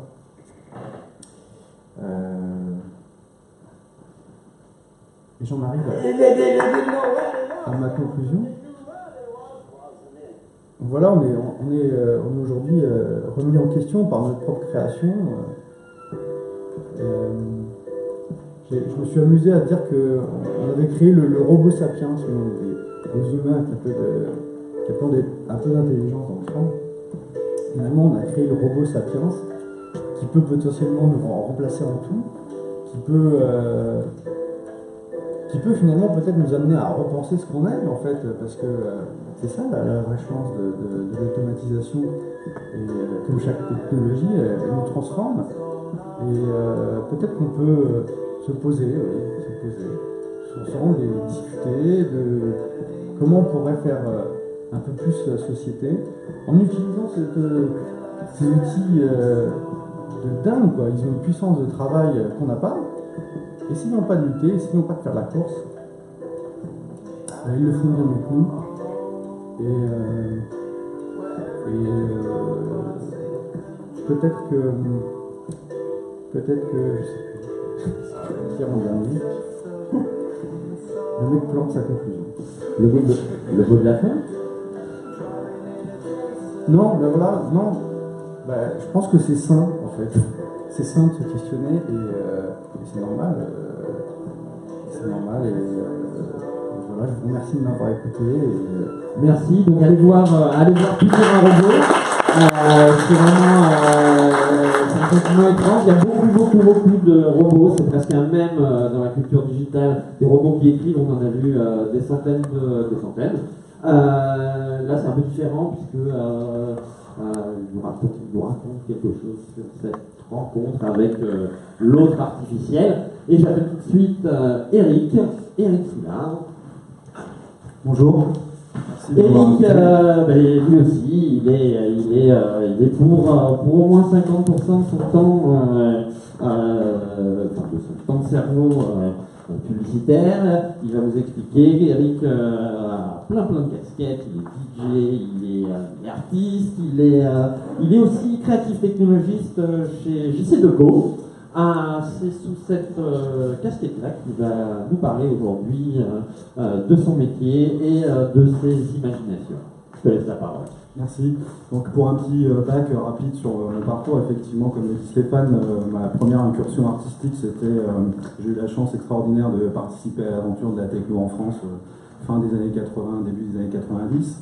Donc d'abord au platine, après avec les ordis, avec les limites que l'on connaît à cette époque, mais ça m'a donné l'idée d'aller plus loin dans la création, et n'étant pas bon musicien, j'ai fait non, je vais pas faire de la compo, mais je vais faire de la créa, c'est plus facile. C'est très méchant pour les créatifs, mais comme je suis un, je me permets de le dire. Donc après, j'ai fait différentes expériences professionnelles, effectivement, qui m'ont emmené dans des agences qui étaient plus comme ministérielles, muséographiques. Je fais beaucoup de ludo-éducatif. Puis je suis passé à un stade un petit peu plus corrompu dans une agence de pub d'un groupe mondial. Je me suis beaucoup éclaté, j'ai appris réellement mon métier et essayé de réintroduire ce qu'on m'avait appris avant sur le sens, toutes ces problématiques dont on a un petit peu déjà parlé avec nos camarades avant. Et puis on m'a demandé si j'avais envie de devenir créatech parce que j'avais fait effectivement quelques installations digitales pour accompagner ma femme qui est body painter, et je les avais présentées au boulot comme ça pour dire ah, regardez, je fais des trucs marrants. Et on m'a dit tiens, tu vas les faire mais en mode moins marrant, et on va essayer de trouver des nouvelles expériences engageantes pour nos clients. Donc voilà comment est partie l'aventure pour moi, et je me suis retrouvé finalement à être lassé d'être dans le monde de la com. Je suis parti, j'ai fait autre chose, je me suis posé des questions, et puis je me suis dit, en voyant une offre chez JC Deco, effectivement, je me dis, tiens, ce serait intéressant d'être de l'autre côté, donc côté média, mais aussi acteur de la ville, puisque, comme vous le savez, JC Deco, voilà, sans faire du corporate plus que nécessaire, on est fournisseur de mobilier et d'autres services dans les villes dans le monde, et en fait, on est régie, mais on n'est pas une régie simple à essayer de vendre des choses, on essaye aussi d'accompagner nos clients, donc les annonceurs, dans une nouvelle position, un nouveau discours, et quelque chose à la fois d'engageant, éducatif, décalé quand on a l'occasion, etc., pour justement essayer d'animer un petit peu la ville de demain. Tout ça pour poser un petit peu quelque chose sur lequel je reviendrai tout à l'heure, parce qu'on a beaucoup parlé d'une position artistique, de discours, un petit peu moins de territoire, donc forcément moi, mon prisme est un petit peu biaisé de par mon boulot actuel sur cette question de territorialité. Donc voilà, au début je me suis posé la question vite fait de artificiel, c'est quoi? C'est créé par l'homme à la base, donc c'était drôle, ça reprend un petit peu ce qu'avait dit Fabrice au début, c'est-à-dire que finalement l'intelligence artificielle réellement, à mon sens, et dans la pensée de pas mal de gens, c'est juste une extension algorithmique de notre cerveau, et c'est nous qui la créons, c'est nous qui la nourrissons. Donc à partir de là, l'imaginaire, il n'est pas réellement de l'IA, il est encore, à mon sens, côté humain. On a quand même créé... c'est ça. On a créé l'IA pour casser la complexité. Alors vous verrez que mes slides, c'est simple, c'est une image et des hashtags comme ça me fait mon fil directeur, ça je me perds pas, logiquement. Donc voilà, l'IA pourquoi? Pour casser la complexité, pour avoir un mode de conversation plus élaboré avec les machines, parce qu'on était lassé, c'est-à-dire qu'effectivement on a fait des machines pour remplacer des boulots et des tâches usantes, et on s'est rendu compte qu'il y avait certainement quelque chose de plus à faire, une nouvelle relation à créer. Et puis l'IA, de fil en aiguille, elle permet aussi de découvrir des nouveaux territoires. Donc voilà, on va commencer simple pour avoir une espèce de granularité dans mes idées. L'IA, ça permet de faire des outils, c'est quand même leur fonction, donc c'est super cool d'avoir des assistants, on en a parlé dans la mode, dans la pub, j'y reviendrai parce que je me suis aussi servi de ce petit exemple du Creative Director intelligent, soi-disant. Et du coup, moi je suis parti de la base où des outils ça sert au quotidien pour nous aider dans nos tâches. Donc j'ai pris un outil simple qui est, je trouve, marrant, qui est Autodraw, qui vous permet de dessiner le début d'une forme, et l'intelligence, Google derrière, vous dit tu veux dessiner ça, ou à peu près ça, ou ça, ou ça, ou ça, et hop, il te le dessine bien. Ça c'est bien, moi je sais pas dessiner, donc c'est très bien pour faire une presse rapide avec un petit peu de style. Le côté obscur de la force, vu qu'il faut la nourrir, et vous avez le pendant finalement où c'est l'IA qui vous questionne et vous donne 20 secondes pour dessiner un truc qu'il doit reconnaître. Tout ça pour réasseoir la position que c'est nous qui nourrissons aujourd'hui l'IA, elle ne se nourrit pas toute seule, on lui donne un mode de fonctionnement qui va lui permettre de se nourrir et d'apprendre. Donc je trouve assez rigolo de donner un outil qui va vous faire des croquis, mais de l'autre côté, n'oublie pas de l'entraîner, sinon tu n'auras pas de beaux croquis. Voilà, c'est une petite parenthèse sur cette espèce de notion de dépendance et liberté finalement qu'on a avec certains de nos outils actuels. Par extrapolation, si on continue dans l'univers de la découverte graphique, on fait beaucoup de copier-coller, c'est-à-dire que finalement on programme des algos pour représenter ce qu'ont représenté d'autres en termes de stylisme avec des photos actuelles. Alors super prouesse techno, d'analyse d'images, de retranscription de style, etc. Mais quelque part je trouve que c'est assez pauvre, parce que finalement on ne fait que imiter. Donc l'imaginaire, à mon sens, il n'est pas encore là, mais ça donne des choses et des terrains d'expression du pixel qui sont marrants, parce qu'on n'a pas le même support, c'est pas une toile, c'est pas du papier, c'est pas des crayons, etc. Donc ça amène d'autres problématiques finalement, peut-être de retranscription, et certainement ce serait plus intéressant, et c'est déjà le cas dans une certaine mesure avec d'autres expériences, d'y mélanger le 3D ou le futur de la 3D, enfin voilà, de sortir finalement, et c'est ce qu'on fait de plus en plus, du plat et de redonner du volume. Donc ça, le volume, on l'a en 3D, on l'a en VR, on l'a en physique, on l'a en sensation, en retour de sensation, etc. etc. Donc je trouve, voilà, si on s'arrête là, à mon sens, non, donc allons plus loin. Lorsqu'on va plus loin et qu'on retombe dans l'univers de la publicité, alors moi j'ai pas choisi le vrai robot, j'ai préféré faire une petite blagounette, et je trouve que le décès intelligent il ressemble plus à Professeur Simon. Je ne sais pas si vous vous rappelez, Professeur Simon, c'était le copain de Captain Flamme, celui qui était hyper intelligent et qui savait tout sur tout. Donc on a essayé de créer une expérience où effectivement on donne un brief sur un produit aussi con que les pastilles de menthe pour avoir une bonne haleine, une intelligence artificielle et un décès classique pour faire la campagne. J'espère qu'on a coupé le son, mais en gros, voilà les deux campagnes. Ah, il y en a une qui se lance. Ouais, c'est de gauche, lance là. Alors, en gros, vous avez les deux campagnes. Bon, je ne vous dis pas laquelle est l'IA, laquelle est le décès, logiquement, ça se comprend tout de suite. En gros, si on éduque une IA à dire j'étudie les meilleures pubs, j'étudie la tendance du moment et je te fais la pub qui correspond au truc, évidemment, elle va être plébiscitée par la marque. Et c'est ce qui s'est passé, c'est-à-dire que la marque s'est reconnue dans le spot de l'IA et a dit ouais c'est canon, et les consommateurs se sont reconnus dans le spot du décès classique qui est donc, bon je vous donne la réponse, celui de gauche, qui est un truc, pareil je ne vais pas me faire beaucoup d'amis mais c'est pas grave, très masturbatoire. Je trouve que c'est un truc courant de la pub classique où on sublime un petit peu le consommateur pour lui vendre tout et n'importe quoi. Je trouve pas ça hyper intéressant, il y a plein d'autres styles humains. Et puis finalement, le style de l'IA, il est hyper trivial. C'est j'analyse les tendances, les hashtags, je regarde les dernières victoires de la pub et je te fais le truc du moment. Ok, donc je sais faire la pub du moment, mais je sais pas faire quelque chose de disruptif. Donc finalement, ça n'a pas grand intérêt à mon sens. C'est juste une preuve de force. C'est comme ce que disait Jack Ma, c'est arrêtons de faire des choses finalement qu'on a prouvées, la capacité d'agglutiner tout un savoir, toutes les données, les restituer de manière intelligente, etc. Il faut passer à un next step.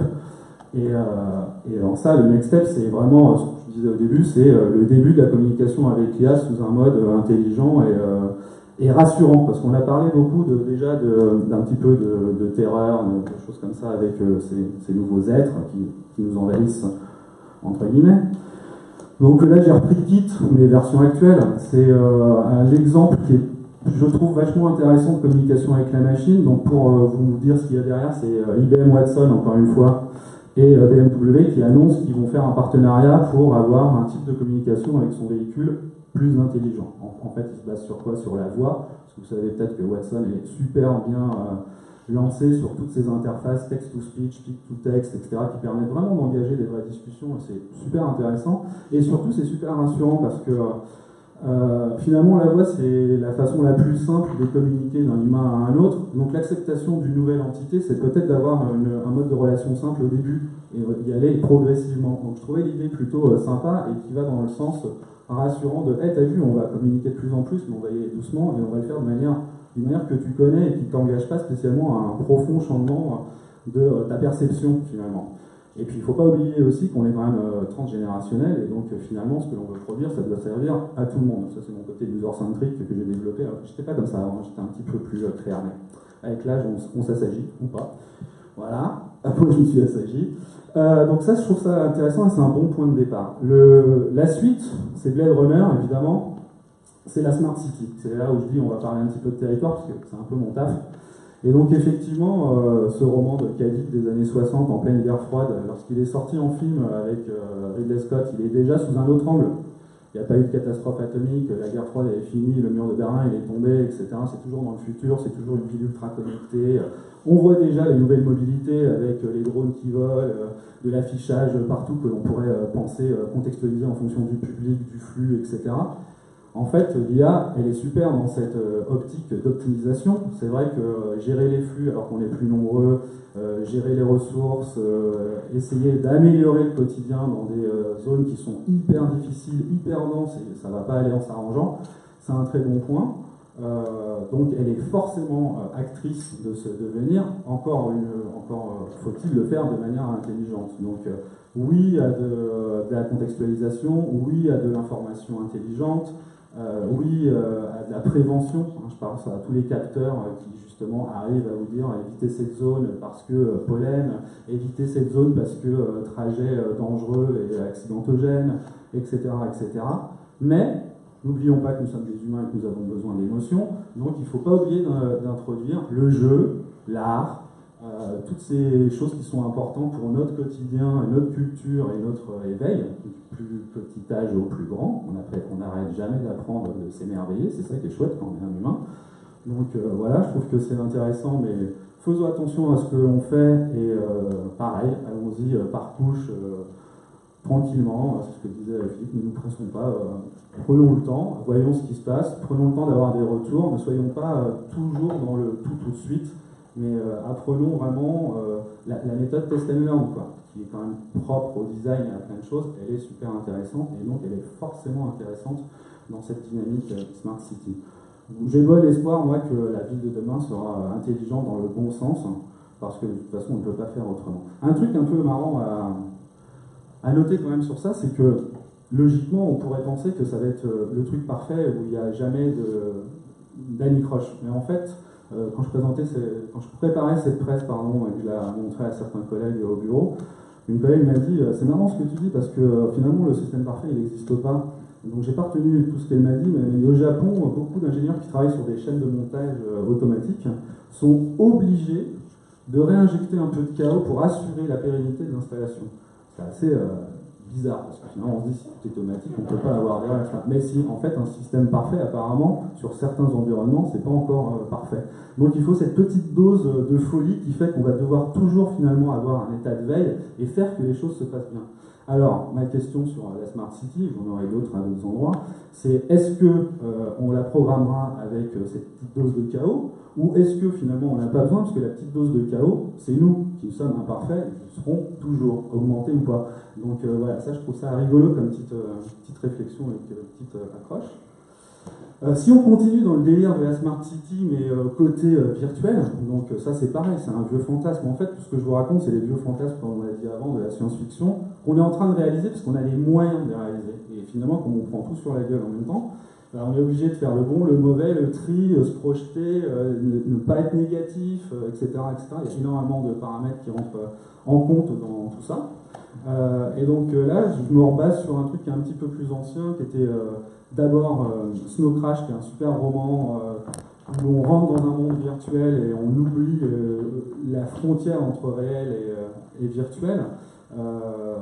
La VR, c'est du calcul de la 3D, de la représentation, de la connexion avec de la data, etc. C'est un premier pas vers ça, mais on est encore, même si les kits sont de plus en plus autonomes, on est encore un petit peu prisonnier. Il n'y a pas cette liberté. Alors moi, je suis plus pro AR que pro VR de toute façon, mais bon, ça c'est un autre débat.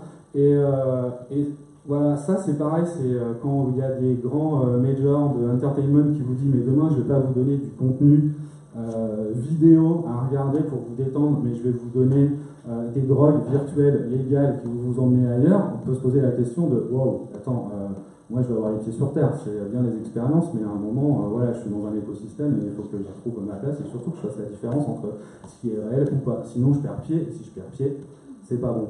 Donc c'est pour ça que j'avais mis le petit drugs qui était ce parallèle sur le major qui veut nous donner ces petits trucs à bouffer plus tard. Drugs, pour la petite histoire, c'est un titre d'un album d'Aphex Twin qui est somme toute basique, mais voilà, c'est le petit...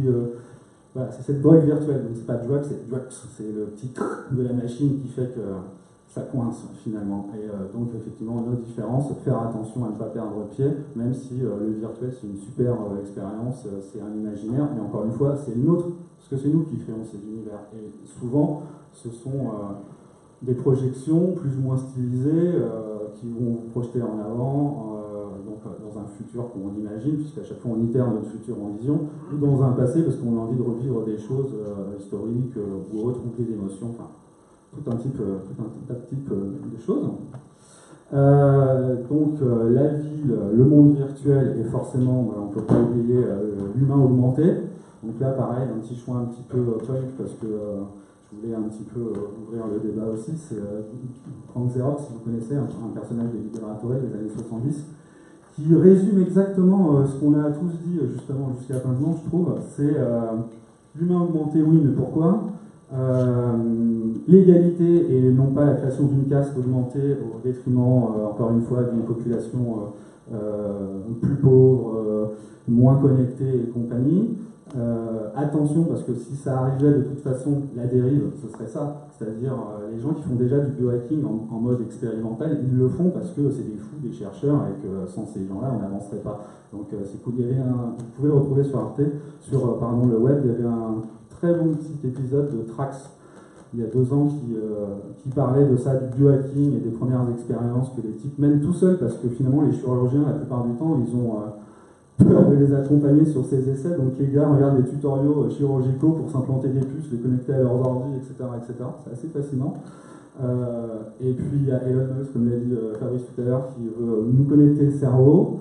Nous connecter le cerveau, pourquoi? Parce que quelque part, il se dit qu'il va falloir être autant performant que la machine et que sans une connexion à une espèce de système de calcul augmenté, on ne sera pas aussi performant. Pourtant, on voit qu'on n'a pas spécialement besoin d'être aussi performant. En fait, ce que l'on cherche, c'est plutôt une complémentarité, effectivement, et non pas juste s'assurer de ne pas être dépassé. Puisque nous construisons les choses, logiquement, on devrait les maîtriser. Après, il y a des expériences qui nous prouvent qu'effectivement, il y a des choses qu'on n'arrive pas à suivre. Mais c'est peut-être qu'elles sont mal pensées au début, qu'il faut refaire un re-engineering, je ne sais pas, hein, c'est juste une proposition, mais voilà, je pense qu'il n'y a rien de définitif et qu'on est vraiment dans un champ encore expérimental extrêmement large.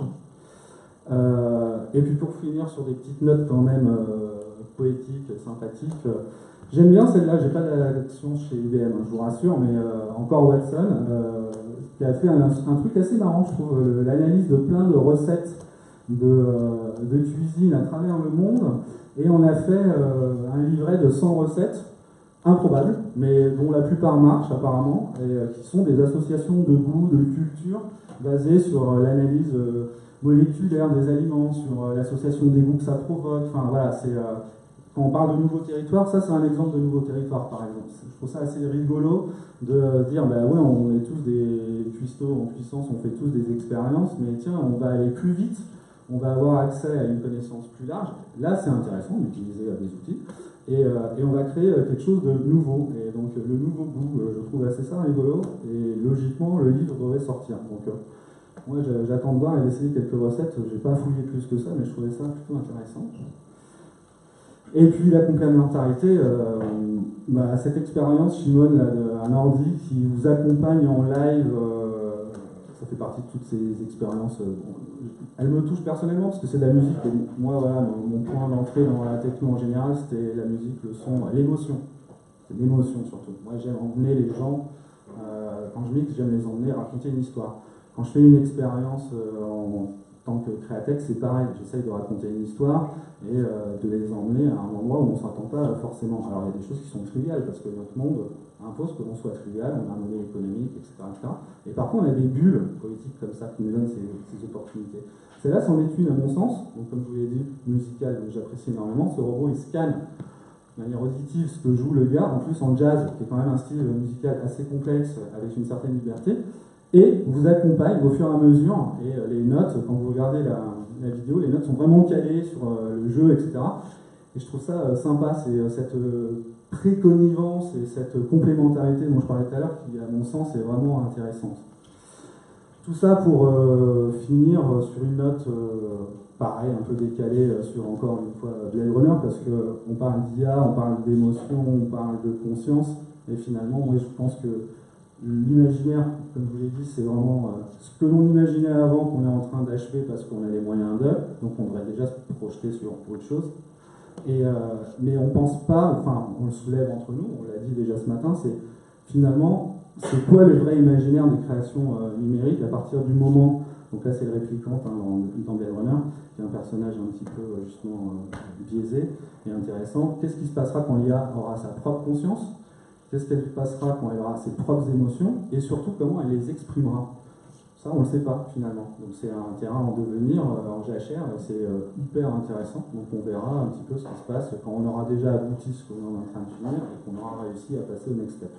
Donc des belles aventures et des belles années devant nous de réflexion, de tests, and learn, effectivement, pour faire avancer tous ces jolies problématiques.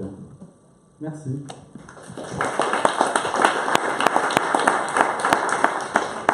Merci à toi. Le prochain intervenant, c'est Philippe Nixon. Philippe est à la fois, il a été entrepreneur, il est devenu designer, il expose ses œuvres un peu partout dans le monde. C'est important qu'il donne cette voix. C'est vrai que les intelligences artificielles, puisqu'on se pose des questions légitimes, peuvent apparaître comme menaçantes, d'autant plus que on est effectivement le fait que l'imaginaire a véhiculé quand même pas mal de menaces.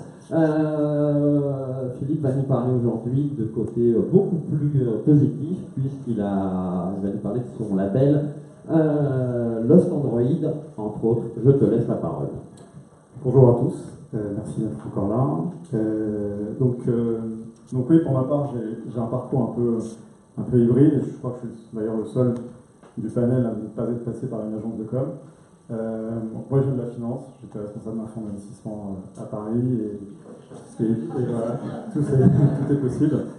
Et j'ai basculé dans le monde du design un peu par hasard. Et puis voilà, c'est une expérience heureuse et qui m'a notamment amené à pas mal voyager et plus spécifiquement à Tokyo, où le projet de Lost Android est né.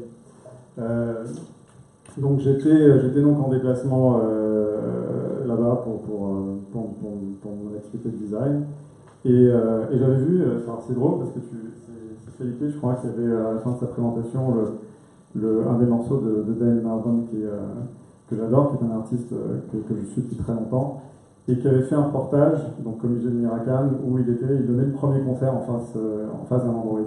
Donc d'une Android, en l'occurrence c'était son Android. Et j'avais donc le rêve de la rencontrer en vrai. Et c'était chose faite, je suis allé, et c'est là donc que tout a commencé. Donc je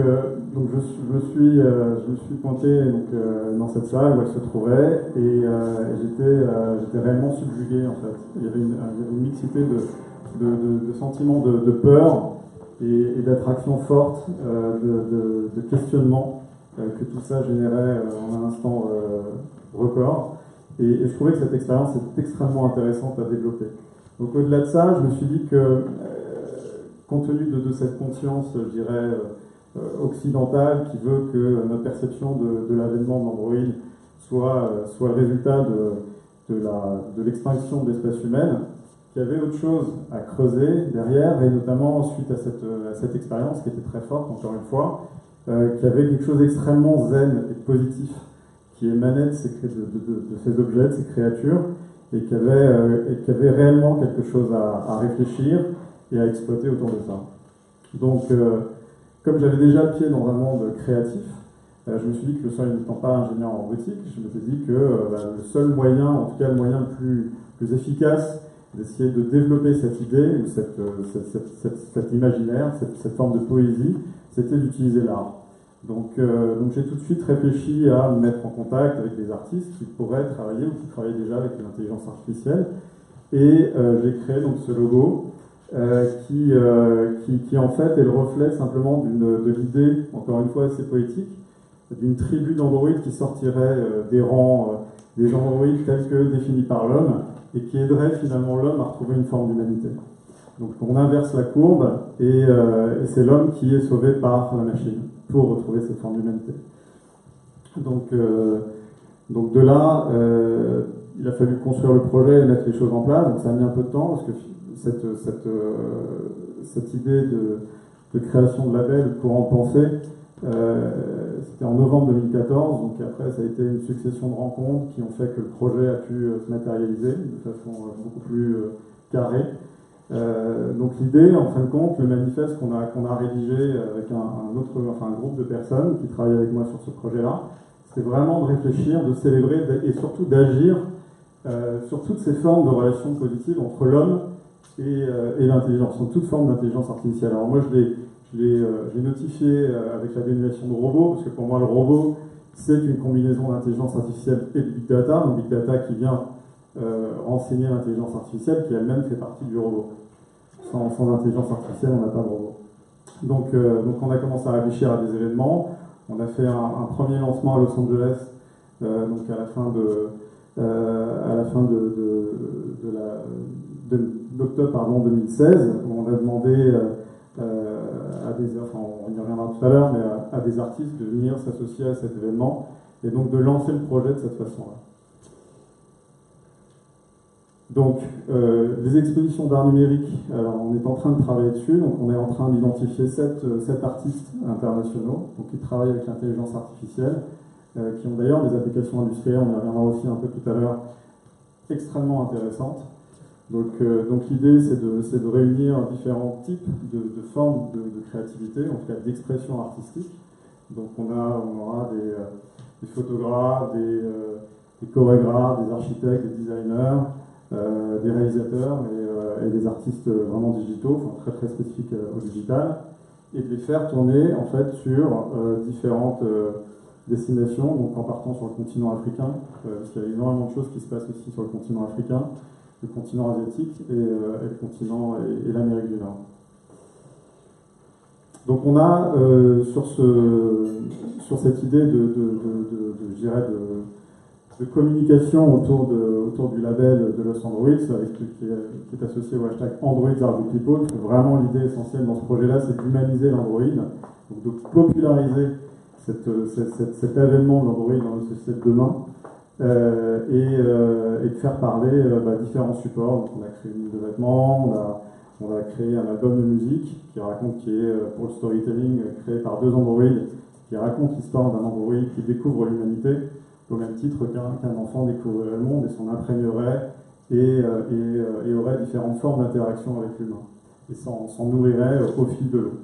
Donc on a eu Jacques, qui est un artiste électro de la scène parisienne, qui fait de plus en plus parler de lui, qui lui mixe des sons d'objets, donc il crée des sons avec des objets, et il crée de la musique autour de ça. Et il a en sus de cette approche artistique des réflexions sur des problématiques sociétales qui sont extrêmement intéressantes. Et en fait, c'est l'histoire d'une rencontre. Et on s'est dit qu'on allait faire quelque chose ensemble. Et donc, il nous a accompagnés pour cet événement qui a eu lieu à Los Angeles en octobre dernier. Donc voilà, la musique dont je vous parlais, donc ça c'est l'album qui est disponible sur toutes les plateformes. D'ailleurs, on l'a distribué en vinyle. Voilà. Et donc autour de cet album-là, on s'en sert un peu comme support musical, comme support sonore, pour faire parler de ce courant de pensée et l'utiliser pour d'autres projets artistiques. Enfin, ça peut surprendre quelques personnes ici, parce que le prisme de ce panel-là est vraiment très très axé sur l'approche créative versus l'utilisation de l'intelligence artificielle. Là, c'était vraiment essayer de transposer en fait tout le travail qu'on a déjà effectué d'un point de vue purement artistique et toutes ces collaborations qui sont en train de naître avec ces artistes qui travaillent l'intelligence artificielle, et d'essayer de réfléchir, partant du constat aussi que beaucoup d'entre eux travaillent avec l'industrie, comment est-ce qu'on pouvait transposer, en tout cas mêler cerveau droit et cerveau gauche, et d'essayer d'en sortir quelque chose de plus pertinent possible et qui sert vraiment à la réflexion autour de l'évolution technologique. Comment est-ce qu'on peut l'appréhender de la meilleure façon possible. Donc moi, venant aussi d'un milieu extrêmement cartésien, absolument pas créatif, et d'avoir mis en exergue cet aspect, cette vraie fibre créative, d'essayer de mêler les deux parce que j'avais fait aussi le constat que ça n'existait pas ou peu et que ça donnait lieu à des échanges extrêmement probants et encore une fois très utiles dans toute cette réflexion. Donc la finalité de tout ça, c'était de créer un groupe de réflexion. Les groupes de réflexion m'ennuyaient un peu parce qu'on a des tas de think tanks dans tous les sens.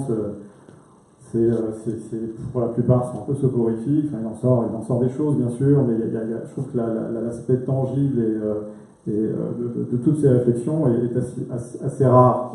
Et on reste dans une espèce de considération intellectuelle qui finalement a une finalité réelle assez rare. Donc là, l'idée, c'était vraiment de réunir des gens avec un prisme artistique, un prisme scientifique, un sociologue, des journalistes, des politiques, et de les faire réfléchir sur quels seraient les critères d'éligibilité qui pourraient définir ce qui est positif dans l'utilisation de l'intelligence artificielle ou du robot en général.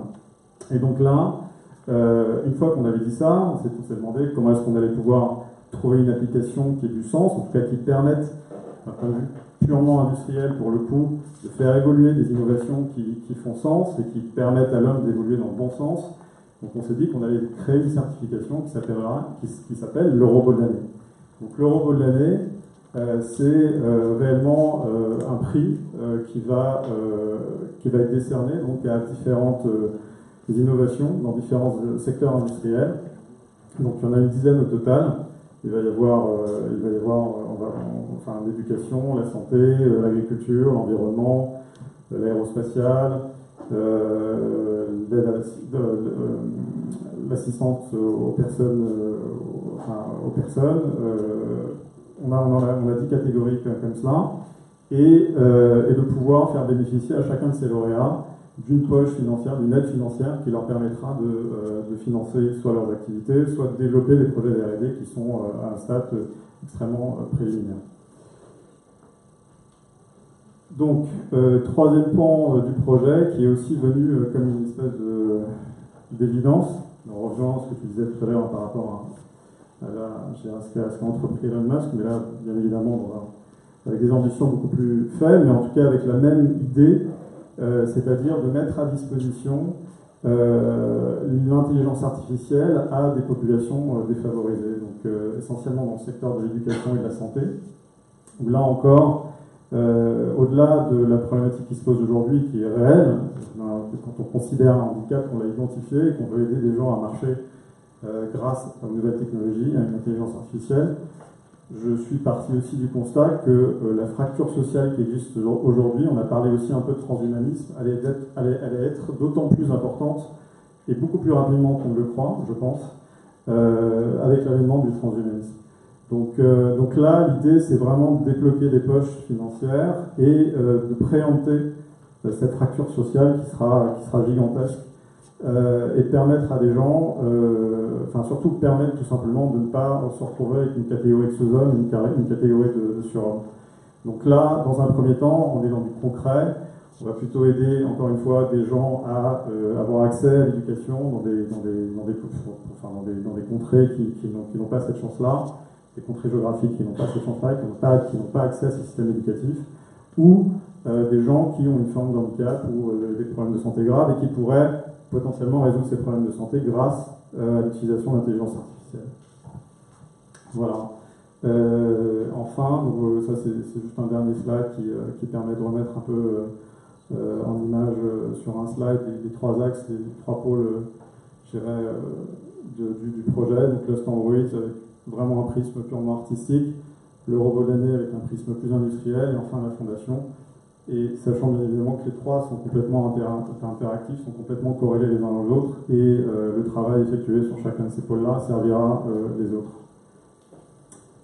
Voilà, j'ai essayé de faire vite parce que je sais qu'on est un petit peu en retard.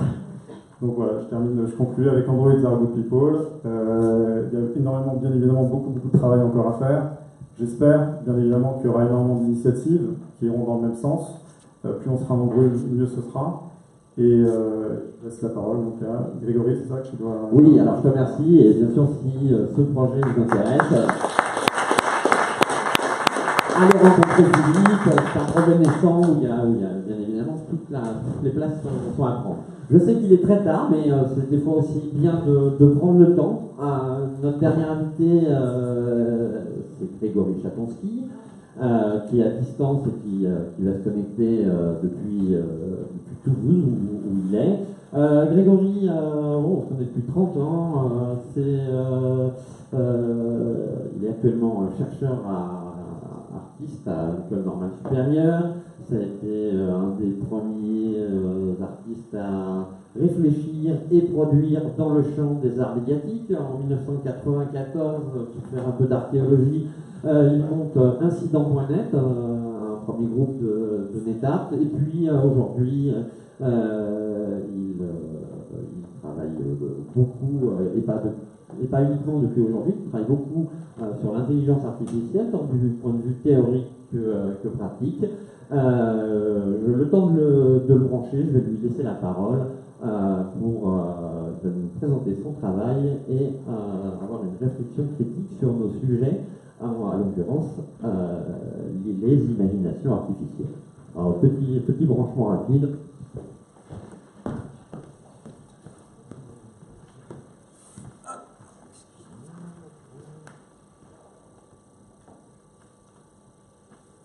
Est-ce qu'en régie, on peut... Grégory?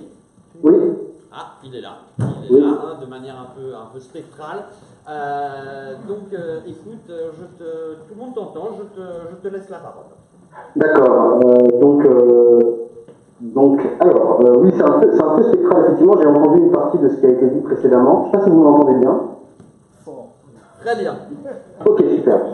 Donc j'ai entendu des choses qui ont été dites précédemment. Il y a une partie que j'ai loupée, mais bon, je vais essayer un peu aussi de réagir à des choses qui ont été dites. Donc je ne sais pas si on voit la première slide. On la voit, Greg. Ok, super. Parce que c'est décalé entre les lives de Facebook et toi. Donc, je vais essayer de répondre à la question qu'est-ce que l'imagination artificielle en vous proposant un changement vraiment de paradigme. Nous serions passés dans les années 40-50 de la cybernétique, aux années 60 à l'intelligence artificielle et aujourd'hui à l'imagination artificielle. Ce thème de l'imagination artificielle, depuis quelques années, c'est quelque chose qui m'obsède et c'est aussi le cœur d'un projet de recherche que j'ai commencé à mener en juin, donc ce mois-ci, pendant 2 ans, à l'École normale supérieure à Paris. Pour aborder cette question, je pense qu'il y a eu peut-être un mélange entre la question de l'imagination artificielle et la question de l'intelligence artificielle. Je vais décomposer mon propos en 2 parties. La première partie sera des exemples pris dans mon travail qui permettront peut-être de problématiser ce que est capable aujourd'hui de produire l'imagination artificielle. Et puis dans un deuxième temps, je vais essayer de vous proposer une définition critique de l'imagination artificielle, en déconstruisant en particulier le discours dominant de la Silicon Valley, qui est un discours très étrange sur l'intelligence artificielle, un discours de danger, un discours catastrophiste, mais qui est un discours de capture de l'attention. Je vais essayer de déconstruire ça. Donc on peut passer à la slide directement 3. Donc voilà. Donc globalement, depuis les années 90, je m'intéresse à l'imagination artificielle, c'est-à-dire à la capacité d'imaginer pour un artiste, à côté et avec les machines, dans le simple objectif d'accélérer de manière exponentielle la production des médias. C'est-à-dire la capacité qu'a un artiste de produire des choses. C'était l'idée de Andy Warhol qui disait je veux devenir une machine à peindre. Il y a eu souvent chez les artistes ce désir d'une production excessive et d'une production quasiment automatisée qui est très très loin de la mythologie créative un peu romantique qu'on associe souvent à l'art. Alors c'est passé dans les années 90 par les thèmes de la réalité virtuelle, de la fiction interactive et générative et aussi du réseau Internet.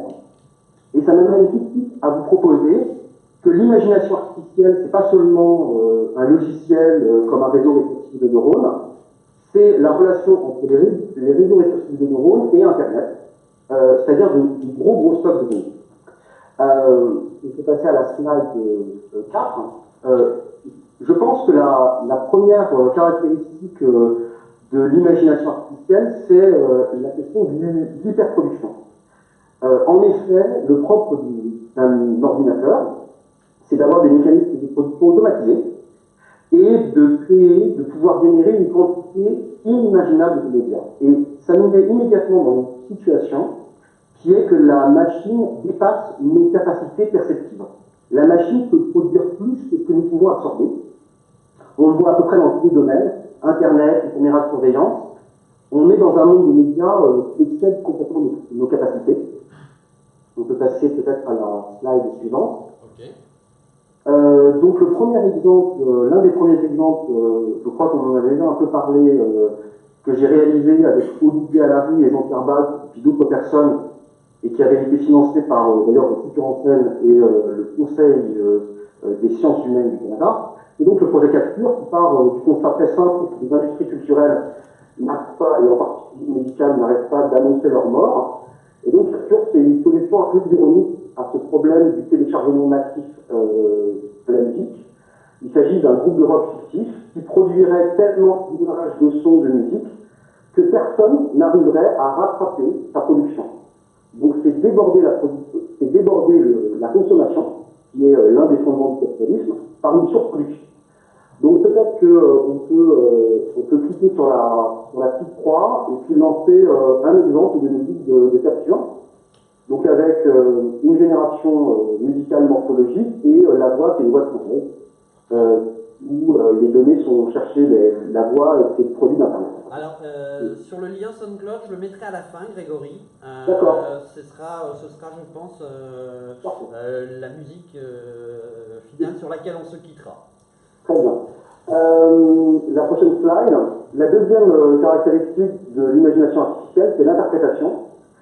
C'est-à-dire c'est la capacité des machines à produire toujours, à interpréter des choses déjà existantes, des données déjà existantes qui ont été accumulées par les êtres humains. Alors on n'aura pas besoin de cliquer là sur le petit bouton qu'on voit à la vidéo. Donc c'est un projet qui s'appelle Memory Center.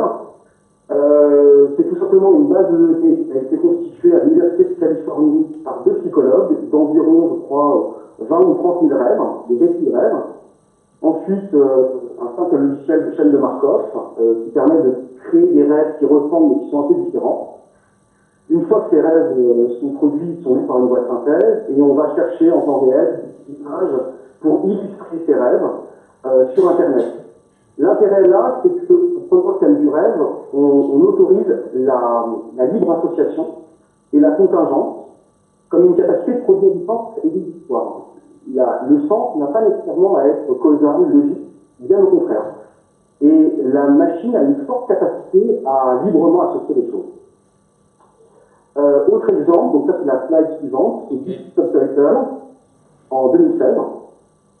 Donc c'est tout simplement le film d'Anthony Blow Up qui est passé sous l'œil d'un réseau récursif de neurones et qui va tout simplement analyser les images pour les écrire. Et donc il va faire de ce film. Alors ce qui est intéressant, c'est que le résultat, c'est une histoire différente de l'histoire originale, mais qui est tout à fait cohérente et qui raconte autre chose. Et donc là, on voit une autre capacité. On voit la capacité de la machine à partir de données existantes pour créer des sens alternatifs.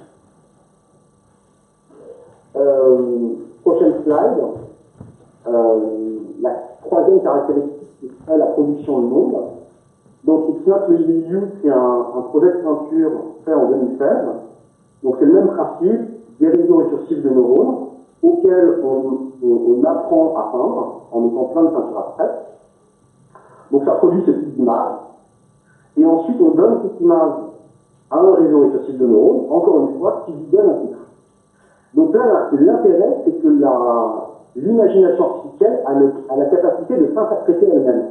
Elle peut se nourrir d'elle-même. Donc elle se dévore, en fin de compte, et en se dévorant, elle produit encore plus de médias. Prochaine slide. Donc ça, c'est Neural Landscape Network. Donc ça, c'est un projet, c'est le point de départ du projet de faire normal supérieur. C'est donc de la génération par des réseaux de neurones de photos satellitaires, où on voit apparaître des continents, des cartographies, et donc presque un monde. L'intérêt, me semble-t-il, c'est que c'est la capacité de créer des versions secondes du monde, des versions alternatives du monde que nous connaissons, en partant de toutes les données que nous avons accumulées sur Internet et qui, jusqu'à présent, semblaient étranges. On ne comprenait pas très bien pourquoi on a accumulé autour de big data, ce qui coûte très cher. Est-ce que ce ne serait pas uniquement pour nourrir les machines et créer une version alternative? Prochaine slide. Donc, mon tour. C'est un éditeur canadien qui m'a demandé d'illustrer des poésies faites par un logiciel qui s'appelle Deep Rumble, qui est donc un logiciel de réseau de neuroconnexion qui est capable de faire de la poésie à partir, je pense, de Shakespeare. Et donc, j'ai créé un autre logiciel qui va analyser les mots de la poésie, qui va chercher des images correspondantes dans Coco. Alors, Coco, c'est quoi? C'est un problème Microsoft qui consiste à détourer des images, à leur donner des titres, dire ça c'est une girafe, ça c'est une voiture, ça c'est un être humain, pour donner la vision et la compréhension de l'horizon à une machine. Sauf que ce travail de détourage a été fait par des êtres humains. Et on ne s'imagine pas que derrière l'intelligence ou l'imagination artificielle, il y a souvent un travail extrêmement laborieux des êtres humains pour nourrir toutes ces machines. Voilà, ça c'est un exemple de poésie, qui s'appelle de l'image qui lui est associée. On le voit sur la prochaine slide. Donc, la prochaine slide, je vais au pas de course. C'est donc la définition critique. On peut passer à la slide suivante. Alors moi, j'aimerais insister sur le fait que la Silicon Valley, par rapport à l'intelligence artificielle, met en scène une espèce de catastrophe à venir. Et c'est entre autres Hawking qui lance, vous savez, cet appel avec plusieurs scientifiques, comme quoi l'intelligence artificielle pourrait mener à l'extinction de l'espèce humaine. Or, il faut comprendre que cette approche est une manière de capturer l'attention des gens, un peu comme à la télévision, on n'arrête pas de voir des crimes, des insécurités, capturer les gens jusqu'à la prochaine publicité. Là, on capture leur attention en faisant un petit topic. Il se trouve que tout ça, ça a mené à développer, à mon avis, une approche très morale. Il faut que l'intelligence artificielle soit au service de l'être humain, il faut, etc. Et finalement, à développer ce que j'appellerais une espèce de néo-spiritualisme digital, dans lequel on utilise la notion d'intelligence, d'imagination, d'âme, etc., sans jamais définir les termes qu'on utilise. Et j'aimerais insister sur le fait aussi que c'est l'idée d'un remplacement, l'idée que les machines pourraient remplacer l'être humain. Et je pense qu'il faut relier ça avec l'idée qu'a développé, la folie qu'a développé Renaud Camus sur le grand remplacement, c'est-à-dire un remplacement utile, et avec un sentiment de précarité généralisé. C'est-à-dire, c'est qu'on vit dans une époque où on pourrait être remplacé. La prochaine slide. Alors, il me semble que la principale faille de ce raisonnement, c'est l'idée que la machine aurait comme objectif, et pourrait, ou non, reproduire l'être humain. Or, le problème de ce raisonnement, de dire, voilà, l'intelligence artificielle remplace l'intelligence humaine, l'imagination artificielle remplace l'imagination humaine, le transhumanisme remplace et donne des qualités à l'être humain, c'est qu'on présuppose par là que l'être humain est intelligent, qu'il a de l'imagination et qu'il a une existence. Or, rien n'est moins sûr. Et en fin de compte, on comprend par là qu'on se demande l'image dangereuse de la machine, on essentialise, on s'attribue certains attributs. On pourrait prendre une approche un peu différente, et de penser que la machine vient troubler ses attributs humains. Alors, prochaine slide. Alors, je crois qu'on peut dire ça, puisque Alan Turing disait que pour définir la pensée humaine, ce n'était qu'un bourdonnement dans la tête, rien de plus. On ne peut pas dire plus que ça. Je vais passer cette slide, mais très rapidement. Sur Alan Turing, il y a deux versions du test de Turing, et la deuxième version est hallucinante, puisqu'il propose que l'homme et la machine se fassent tous les deux passer pour une femme, afin de les mettre à égalité. Et je pense que chez Alan Turing, du fait de son histoire personnelle, il y avait un véritable intérêt à respecter la singularité, la spécificité de la machine, et de ne pas vouloir à tout prix la rendre anthropomorphe. Prochaine slide. Alors, j'aimerais insister sur le fait que l'intelligence artificielle et l'imagination artificielle sont assez différents, et que le grand retour médiatique de cette intelligence artificielle se fait par le biais de l'imagination. Donc, on en a parlé du film, Ice Cream Composer, l'imagination, c'est la capacité de produire des images. Prochaine slide. Alors, je passe rapidement cette slide, mais disons que ce qui m'apparaît très clair, c'est qu'il y a une espèce d'immense confusion entre l'art, le design, la créativité, qui relève de la culture, du commerce, et qu'aucun des termes n'est défini. Et qu'en particulier, quand on parle dans ce domaine-là de création ou d'art, on oublie tous les acquis qu'il y a eu dans l'art contemporain. C'est pour ça que j'ai mis cette œuvre de Latvier, c'est-à-dire le fait que l'artiste n'est pas un créateur divin, que l'artiste peut partir d'objets préexistants, qu'il y a eu la question de la mort de l'auteur, etc. Et que tout se passe comme si la créativité publicitaire reprenait à sa charge l'image romantique de l'artiste créateur. Prochaine image. J'aimerais juste conclure en disant qu'il existe deux types d'images au moins, des images mentales, cognitives, et puis des images matérielles, et que dans les deux cas, les images ont toujours été des productions techniques, ont toujours été liées à la technique. Et la question, c'est pas de savoir qui va dominer l'autre, l'être humain ou la machine, mais plutôt quelle est leur relation. Pour démontrer cela, je vais passer à la slide suivante, qui est l'avant-dernière slide, qui va bientôt terminer. C'est un récit que développait Wilhelm Flusser, qui est philosophe. Et il explique qu'au début de l'humanité, les êtres humains vivaient en meute et qu'il y avait un mâle dominant qui avait des femelles. Et le mâle dominant allait chercher, allait tuer des bêtes pour se nourrir. Et pour se nourrir, il n'avait pas d'outils, et donc il dévorait des bêtes avec ses dents. Et bien sûr, parfois, il se cassait les dents, parce qu'il y avait des os durs, donc il devenait de plus en plus édenté. Et il avait peur que les petits qu'il avait fait, les petits mâles qu'il avait fait, qui étaient autour de la meute, lui prennent ses femelles. Et donc à ce moment-là, il fait l'image dans sa tête, une image mentale, d'une dent artificielle. Il prend une pierre, il commence à la tailler, pour faire cette dent artificielle qui remplace sa dent. Et ce que dit Wilhelm Flusser, c'est que l'invention de l'imagination technique ne s'explique absolument pas à ce moment-là, mais au moment où cet homme, cet anthropologue regarde par terre, il voit que les éclats qu'il a produits en construisant cette dent sont beaucoup plus coupants que la dent qu'il essayait de faire. Et donc les débris sont beaucoup plus fonctionnels et ne ressemblent pas à une dent. J'aimerais enfin, la dernière slide, finir en vous racontant l'histoire de Roman Mazurenko et Eugenia Pling, qui sont là sur la photo. Roman était un brillant jeune homme qui a eu, je crois, un accident à l'âge de 25 ans. Il est mort il y a 1 ou 2 ans. Laissant ses amis et sa famille dans le désarroi, il est mort jeune, il était brillant. Et sa jeune amie Eugenia, qui était l'une de ses meilleures amies, a décidé de mettre tous ses emails, tous ses échanges dans un réseau réflexif de neurones pour créer un bot de Roman, avec lequel on peut discuter aujourd'hui. Et la mère de Roman explique qu'elle va parfois, certains soirs, elle va voir ce bot, elle discute avec ce bot, parce que bien sûr, elle apprend des choses qu'elle ne savait pas, puisque ce bot s'est nourri d'échanges que Roman n'avait pas avec ses parents, qu'il avait avec des amis, avec des proches, et que donc elle continue à apprendre des choses de Roman à travers ce bot.